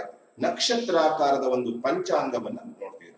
ಇದು ಸೋಮನಾಥಪುರದ ಕೇಶವ ದೇವಾಲಯ. ಮೊದಲನೆಯ ಲಕ್ಷಣ ನಕ್ಷತ್ರಾಕಾರದ ತಳವಿನ್ಯಾಸ. ಹೆಡಿಂಗ್ ಅನ್ನ ಬರ್ಕೋಬೇಕು. ಲಕ್ಷಣಗಳು. ಬರೀ ಲಕ್ಷಣ ಅಂತ ಬರೋದಕ್ಕಿಂತ ಹೊಯ್ಸಳ ವಾಸ್ತು ಶೈಲಿಯ ಲಕ್ಷಣಗಳು. ನಂಬರ್ 1, ನಕ್ಷತ್ರಾಕಾರದ ತಳವಿನ್ಯಾಸ. ಇಲ್ಲಿ ಯಾವುದೇ ವಿವರಣೆಯ ಅವಶ್ಯಕತೆ ಇಲ್ಲ. ಪೀಠಿಕೆ ಬರೆದಿದ್ದೀವಿ. ದೇವಾಲಯಗಳ ವಾಸ್ತುಶಿಲ್ಪದ ಸುವರ್ಣಯುಗ, ವೇಸರ ಮತ್ತು ದ್ರಾವಿಡ ಶೈಲಿಗಳ ಮಿಶ್ರಣ, ಹೊಯ್ಸಳ ಶೈಲಿಯ ಅಭಿವೃದ್ಧಿ. ಹೊಯ್ಸಳ ವಾಸ್ತುಶಿಲ್ಪ ಶೈಲಿಯ ಲಕ್ಷಣಗಳು. 1, ನಕ್ಷತ್ರಾಕಾರದ ತಳವಿನ್ಯಾಸ. ನಾವು ದೇವಾಲಯಗಳನ್ನು ಗಮನಿಸ್ತಾ ಇದ್ದೀವಿ. ಇಲ್ಲಿ ಇನ್ನೂ ಹೆಚ್ಚು ಸ್ಪಷ್ಟವಾಗಿ ನಾವು ಗಮನಿಸಬಹುದು. ನಕ್ಷತ್ರಾಕಾರದ ತಳವಿನ್ಯಾಸವನ್ನ ಇವರ ದೇವಾಲಯಗಳು ಹೊಂದಿದ್ದವು. ಅಲ್ಲಿಗೆ 1 ಪಾಯಿಂಟ್ಸ್ ಮುಗಿತು. ಎರಡನೆಯ ಅಂಶಕ್ಕೆ ಬರ್ತೀವಿ. ನಕ್ಷತ್ರಾಕಾರದ ತಳವಿನ್ಯಾಸದ ನಂತರ ಸೋಮನಾಥಪುರದ ಕೇಶವ ದೇವಾಲಯದಲ್ಲಿ ಆ ನಕ್ಷತ್ರಾಕಾರದ ತಳವಿನ್ಯಾಸವನ್ನು ಗಮನಿಸಿದ ನಂತರ ಎರಡನೆಯ ಲಕ್ಷಣಕ್ಕೆ ಬರ್ತೀವಿ. ಸುಮಾರು 4 ಅಡಿ ಎತ್ತರವಾದಂತಹ ಒಂದು ಜಗಲಿ ಅಥವಾ ಜಗತಿ ಅಂತ ಕರಿತೀವಿ. ಸಾಮಾನ್ಯ ನೋಡಿ, ಪಂಚಾಂಗ ನೆಲಕ್ಕೆ ಸಮಾಂತರವಾಗಿಲ್ಲ. ನೆಲದಿಂದ ಒಂದು 4 ಅಡಿ ಎತ್ತರದ ಒಂದು ಜಗಲಿ ಇದೆ. ಆ ಜಗಲಿಯ ಮೇಲೆ ದೇವಾಲಯವನ್ನ ಕಟ್ಟಿದ್ದಾರೆ. ಇದನ್ನೇ ಎರಡನೆಯ ಲಕ್ಷಣವಾಗಿ ಗಮನಿಸ್ತಾ ಇದ್ದೀವಿ. 4 ಅಡಿ ಎತ್ತರದ ಜಗಲಿ ಅಥವಾ ಜಗತಿ. ಮೂರನೆಯ ಲಕ್ಷಣಕ್ಕೆ ಬಂದ್ರೆ ಹೊರಗಡೆ ಇರುವಂತಹ ಒಂದು ಪ್ರದಕ್ಷಿಣಾ ಪಥ. ದೇವಾಲಯವನ್ನ ಪ್ರದಕ್ಷಿಣೆ ಮಾಡುವುದಕ್ಕೆ ಹೊರ ಪ್ರದಕ್ಷಿಣಾ ಪಥವನ್ನ ಇಟ್ಟಿದ್ರು. ನಾವು ಅಲ್ಲಿ ಪ್ರದಕ್ಷಿಣೆ ಹಾಕ್ತಾ ಇದ್ದನ್ನು ಗಮನಿಸಬಹುದು. ಅನೇಕ ಪ್ರವಾಸಿಗರು ಹೊರಗಡೆ ಇರುವಂತಹ ಭವ್ಯ ಕಲಾಕೃತಿಗಳನ್ನ ಆಸ್ವಾದಿಸ್ತಾ ಸಾಗ್ಲಿ ಅನ್ನುವ ಒಂದು ಉದ್ದೇಶನ ಇರಬಹುದು. ಅಲ್ಲಿಗೆ ನೋಡಿ, ನಕ್ಷತ್ರಾಕಾರದ ತಳವಿನ್ಯಾಸ, 4 ಅಡಿ ಎತ್ತರದ ಜಗಲಿ, ಹೊರಗಡೆ ಇರುವಂತಹ ಪ್ರದಕ್ಷಿಣಾ ಪಥ. ಆರಂಭದ 3 ಲಕ್ಷಣಗಳು ಮುಗಿದವು. 4ನೆಯ ಲಕ್ಷಣಕ್ಕೆ ಬರ್ತೀವಿ. ಅತ್ಯಂತ ವೈವಿಧ್ಯಮಯವಾದ ವಿಸ್ತೃತವಾದಂತಹ ಕೆತ್ತನೆಯನ್ನ ಒಳಗೊಂಡ ನುಣುಪಾದಂತಹ ಕಂಬಗಳು. ಗಮನಿಸ್ತಾ ಇದ್ದೀವಿ ಈ ಕಂಬಗಳನ್ನ. ಹೊಯ್ಸಳರ ವಾಸ್ತುಶಿಲ್ಪ ಶೈಲಿಯ ಅತ್ಯಂತ ನಯವಾದ ಕಂಬಗಳು, ವಿಸ್ತೃತವಾದ ಕೆತ್ತನೆಯನ್ನ, ವೈವಿಧ್ಯಮಯವಾದ ಕೆತ್ತನೆಯನ್ನ ಒಳಗೊಂಡ ನುಣುಪಾದ ಕಂಬಗಳು. ಇದನ್ನ 4ನೆಯ ಲಕ್ಷಣದಲ್ಲಿ ಬರಿತೀವಿ. ಇಲ್ಲಿ ಆ ನುಣುಪಾದ ಕಂಬಗಳನ್ನ ಮತ್ತೊಮ್ಮೆ ಕಣ್ತುಂಬಿಸ್ಕೊಳ್ತಾ ಇದೀವಿ. 5ನೆಯ ಲಕ್ಷಣಕ್ಕೆ ಬರ್ತೀವಿ. ಬಹಳ ವಿಶೇಷವಾದಂತಹ ಲಕ್ಷಣ, ವಿಸ್ತೃತವಾದ ಅಂದವಾದಂತಹ ಶಿಲಾಬಾಲಿಕೆಯರ ವಿಗ್ರಹಗಳು. ಇದನ್ನ ನಾವು ಇವರ ದೇವಸ್ಥಾನಗಳಲ್ಲಿ ವಾಸ್ತುಶಿಲ್ಪದಲ್ಲಿ ನೋಡಬಹುದು. ಸುಂದರವಾದ ಮದನಿಕೆಯರ ಅಥವಾ ಶಿಲಾಬಾಲಿಕೆಯರ ವಿಗ್ರಹಗಳ ಕೆತ್ತನೆ. ನಾವಿಲ್ಲಿ ಆ ಶಿಲಾಬಾಲಿಕೆಯರ ವಿಗ್ರಹಗಳನ್ನ ನೋಡ್ತಿದೀವಿ. ಆ ವಿಗ್ರಹಗಳಲ್ಲಿ ಒಬ್ಬ ಶಿಲಾಬಾಲಿಕೆಯನ್ನ ಅತ್ಯಂತ ಸೌಂದರ್ಯಯುತವಾಗಿ ತೋರಿಸುವಂತಹ, ಆಕರ್ಷಕವಾಗಿ ತೋರಿಸುವಂತಹ ಒಂದು ಪ್ರಯತ್ನವನ್ನ ಯಶಸ್ವಿಯಾಗಿ ಮಾಡ್ತಾರೆ ಹೊಯ್ಸಳರು, ಹೊಯ್ಸಳ ವಾಸ್ತುಶಿಲ್ಪಿಗಳು. ಮದನಿಕೆಯರ ವಿಗ್ರಹಗಳನ್ನ 5ನೆಯ ಲಕ್ಷಣದಲ್ಲಿ ಬರಿತೀವಿ. ಅದರಲ್ಲಿಯೂ ಬಹಳ ವಿಶೇಷವಾಗಿ ದರ್ಪಣ ಸುಂದರಿ, ದರ್ಪಣ ಸುಂದರಿಯ ಆ ಶಿಲಾಬಾಲಿಕೆಯ ವಿಗ್ರಹವನ್ನ ಇಲ್ಲಿ ಗಮನಿಸ್ತಾ ಇದ್ದೀವಿ. ಉದಾಹರಣೆ ಬೇಕಾದ್ರೆ ಬರೀಬಹುದು. ಉದಾಹರಣೆ, ದರ್ಪಣ ಸುಂದರಿ ಕನ್ನಡ ಏನು ಕನ್ನಡಿಯನ್ನ ಹಿಡ್ಕೊಂಡಿದ್ದಾಳೆ. ಆ ಕನ್ನಡಿಯಲ್ಲಿ ದರ್ಪಣ ಅಂದ್ರೆ ಕನ್ನಡಿ. ಕನ್ನಡಿಯಲ್ಲಿ ತನ್ನ ಮುಖಾರವಿಂದವನ್ನ ನೋಡ್ತಾ ಇದ್ದಾಳೆ. ತನ್ನ ಏನು ಆ ಸೌಂದರ್ಯ ಸರಿಯಾಗಿದೆಯಾ, ತನ್ನ ಅಲಂಕಾರ ಸರಿಯಾಗಿದೆಯಾ ಅದನ್ನ ಅಂತಿಮವಾಗಿ ಪರೀಕ್ಷಿಸ್ತಾ ಇದ್ದಾಳೆ ದರ್ಪಣ ಸುಂದರಿ. ಬಹಳ ನೈಜತೆಗೆ ಹತ್ತಿರವಾಗಿರುವ ಶಿಲಾಬಾಲಿಕೆಯರ ವಿಗ್ರಹಗಳನ್ನ ಇವರು ಕೆತ್ತಾರೆ. ಶಿಲಾಬಾಲಿಕೆಯರ ವಿಗ್ರಹಗಳ ನಂತರ ನಾವು ಮುಂದಿನ ಲಕ್ಷಣಕ್ಕೆ ಬರ್ತೀವಿ. ಅತ್ಯಂತ ವಿಶಾಲವಾದ ಮಧ್ಯದ ನವರಂಗ. ನವರಂಗ ಬಹಳ ವಿಶಾಲವಾಗಿತ್ತು. ಮಧ್ಯ ನವರಂಗ ನಾವಿಲ್ಲಿ ಗಮನಿಸ್ತಿದೀವಿ. ಅಮೃತಾಪುರದ ಅಮೃತೇಶ್ವರ ದೇವಾಲಯದಲ್ಲಿ ವಿಶಾಲವಾದಂತಹ ನವರಂಗಗಳನ್ನ ಕಟ್ಟಿದ್ರು. ಮುಂದಿನ ಲಕ್ಷಣಕ್ಕೆ ಬಂದ್ರೆ ಭುವನೇಶ್ವರಿಗಳ ರಚನೆ. ಅದೇ ಅಮೃತೇಶ್ವರ ದೇವಾಲಯದ ಮೇಲ್ಛಾವಣಿಯ ಕೆತ್ತನೆಯನ್ನು ನಾವು ನೋಡ್ತಿದೀವಿ. ಭುವನೇಶ್ವರಿಗಳು ಅಂತ ಕರೀತಾ ಇದ್ರು. ಇವರು ತಮ್ಮ ದೇವಾಲಯದ, ತಮ್ಮ ವಾಸ್ತುಶಿಲ್ಪ ಸ್ಮಾರಕದ ಸೀಲಿಂಗ್ಸ್ಗಳು, ಮೇಲ್ಛಾವಣಿಗಳು ಅದನ್ನು ಕೂಡ ಅಲಂಕರಿಸಿದ್ರು. ಅದನ್ನ ಭುವನೇಶ್ವರಿಗಳ ರಚನೆ ಅಂತ ಕರೀತಾರೆ. 7ನೆಯ ಪ್ರಮುಖ ಲಕ್ಷಣವಾಗಿ ಭುವನೇಶ್ವರಿಗಳ ರಚನೆಯನ್ನ ನೋಡ್ತಿದೀವಿ. ಆ ನಂತರ 8ನೆಯ ಲಕ್ಷಣಕ್ಕೆ ಬರ್ತೀವಿ. ಪಿರಾಮಿಡ್ಡಿನ ಆಕೃತಿಯ ಶಿಖರಗಳನ್ನ ನಾವಿಲ್ಲಿ ನೋಡ್ತಿದೀವಿ. 8ನೆಯ ಲಕ್ಷಣ ಪಿರಾಮಿಡ್ ಆಕೃತಿಯ ಶಿಖರಗಳು, ವಿಮಾನಗಳು ಪಿರಾಮಿಡ್ ಅನ್ನ ಹೋಲುತ್ತವೆ. ಅಲ್ಲಿಗೆ 8 ಲಕ್ಷಣಗಳನ್ನು ನೆನಪಿಸಿಕೊಳ್ಳೋಣ. ಮೊದಲನೆಯ ಲಕ್ಷಣ ತಳಪಾಯ, ಇಲ್ಲಿ ಕೂಡ ಕಾಣ್ತಾ ಇದೆ, ನಕ್ಷತ್ರಾಕಾರದ ತಳವಿನ್ಯಾಸ, 4 ಅಡಿ ಎತ್ತರದ ಜಗಲಿ, ಹೊರ ಪ್ರದಕ್ಷಿಣಾ ಪಥ, ವಿಸ್ತೃತವಾದಂತಹ ನಯವಾದ ಅನುಪಾದಂತಹ ವೈವಿಧ್ಯಮಯವಾದ ಕೆತ್ತನೆಯನ್ನೊಳಗೊಂಡಂತಹ ಕಂಬಗಳು, ಅಂದವಾದ ಶಿಲಾಬಾಲಿಕೆಯರ ವಿಗ್ರಹಗಳು, ವಿಶಾಲವಾದಂತಹ ನವರಂಗಗಳು, ಮಧ್ಯದ ನವರಂಗ, ಮೇಲ್ಛಾವಣಿಗಳು, ಭುವನೇಶ್ವರಿಗಳ ರಚನೆ. ಹಾಗೂ 8ನೇದಾಗಿ ನಾವು ನೋಡ್ತಾ ಇದೀವಿ ಪಿರಾಮಿಡ್ ಆಕೃತಿಯ ವಿಮಾನಗಳು. ಕೊನೆಯ ಲಕ್ಷಣಕ್ಕೆ ಬಂದಿದ್ದೀವಿ. 9ನೆಯ ಲಕ್ಷಣ ಏಕಕೂಟದಿಂದ ಪಂಚಕೂಟದವರೆಗಿನ ದೇವಾಲಯಗಳು. ಏಕಕೂಟ ಅಂದ್ರೆ ಒಂದು ಗರ್ಭಗುಡಿ ಇರುವ ದೇವಾಲಯ. ಒಂದು ದೇವಾಲಯದಲ್ಲಿ 2 ಗರ್ಭಗುಡಿ ಇದ್ರೆ ದ್ವಿಕೂಟ, 3 ಗರ್ಭಗುಡಿ ಇದ್ರೆ ತ್ರಿಕೂಟ, 4 ಗರ್ಭಗುಡಿ ಇದ್ರೆ ಚತುಷ್ಕೂಟ, 5 ಗರ್ಭಗುಡಿ ಇದ್ರೆ ಪಂಚಕೂಟ. ಇವರ ದೇವಾಲಯಗಳು 1 ಗರ್ಭಗುಡಿಯಿಂದ 5 ಗರ್ಭಗುಡಿಯವರೆಗೂ ಇದ್ವು. ಉದಾಹರಣೆಗಳನ್ನ ಕೊಟ್ಟು ಬಿಟ್ರೆ ನಾವು ಈ ಉತ್ತರವನ್ನ ಸಂಕ್ಷಿಪ್ತವಾಗಿ ಮುಗಿಸ್ಲಿಕ್ಕಾಗತ್ತೆ. ಏಕಕೂಟ ದೇವಾಲಯಕ್ಕೆ ಅತ್ಯುತ್ತಮ ಉದಾಹರಣೆ ಅಂದರೆ ಬೇಲೂರಿನ ಚೆನ್ನಕೇಶವ ದೇವಾಲಯ. ನಾವಿಲ್ಲಿ ಗಮನಿಸ್ತಾ ಇದ್ದೀವಿ. ಏಕಕೂಟ ದೇವಾಲಯಕ್ಕೆ ಅತ್ಯುತ್ತಮ ಉದಾಹರಣೆ ಬೇಲೂರಿನ ಚೆನ್ನಕೇಶವ ದೇವಾಲಯ, ವಿಷ್ಣುವರ್ಧನನಿಂದ ಕಟ್ಟಿಸಲ್ಪಟ್ಟಂತಹ ದೇವಾಲಯ. ಏಕಕೂಟ ಉದಾಹರಣೆ ಬೇಲೂರಿನ ಚೆನ್ನಕೇಶವ.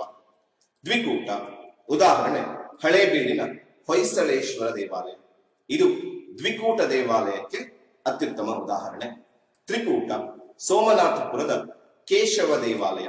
ಇದು ತ್ರಿಕೂಟಕ್ಕೆ ಅತ್ಯುತ್ತಮವಾದಂತಹ ಉದಾಹರಣೆ, 3 ಗರ್ಭಗುಡಿಗಳನ್ನು ಹೊಂದಿರುವಂತಹ ದೇವಾಲಯ. ಚತುಷ್ಕೂಟ ದೊಡ್ಡಗದ್ದವಳ್ಳಿಯ ಲಕ್ಷ್ಮೀ ದೇವಾಲಯ ಏನಿದೆ, ಇದು ಚತುಷ್ಕೂಟ ದೇವಾಲಯಕ್ಕೆ ಅತ್ಯುತ್ತಮ ಉದಾಹರಣೆ, ದೊಡ್ಡಗದ್ದವಳ್ಳಿಯ ಲಕ್ಷ್ಮೀ ದೇವಾಲಯ. ಆಮೇಲೆ ಗೋವಿಂದನಹಳ್ಳಿಯ ಪಂಚಲಿಂಗೇಶ್ವರ ದೇವಾಲಯ. ಇದು ಪಂಚಕೂಟಕ್ಕೆ ಅತ್ಯುತ್ತಮವಾದ ಉದಾಹರಣೆ. ಹೀಗೆ ಏಕಕೂಟದಿಂದ ಪಂಚಕೂಟದವರೆಗಿನ ದೇವಾಲಯಗಳನ್ನ ನಿರ್ಮಿಸಿದರು. ಏಕಕೂಟ ಬೇಲೂರಿನ ಚೆನ್ನಕೇಶವ, ದ್ವಿಕೂಟ ಹಳೇಬೀಡಿನ ಹೊಯ್ಸಳೇಶ್ವರ, ತ್ರಿಕೂಟ ಸೋಮನಾಥಪುರದ ಕೇಶವ ದೇವಾಲಯ, ಚತುಷ್ಕೂಟ ದೊಡ್ಡಗದ್ದವಳ್ಳಿಯ ಲಕ್ಷ್ಮೀ ದೇವಾಲಯ, ಪಂಚಕೂಟ ಗೋವಿಂದನಹಳ್ಳಿಯ ಪಂಚಲಿಂಗೇಶ್ವರ ದೇವಾಲಯ.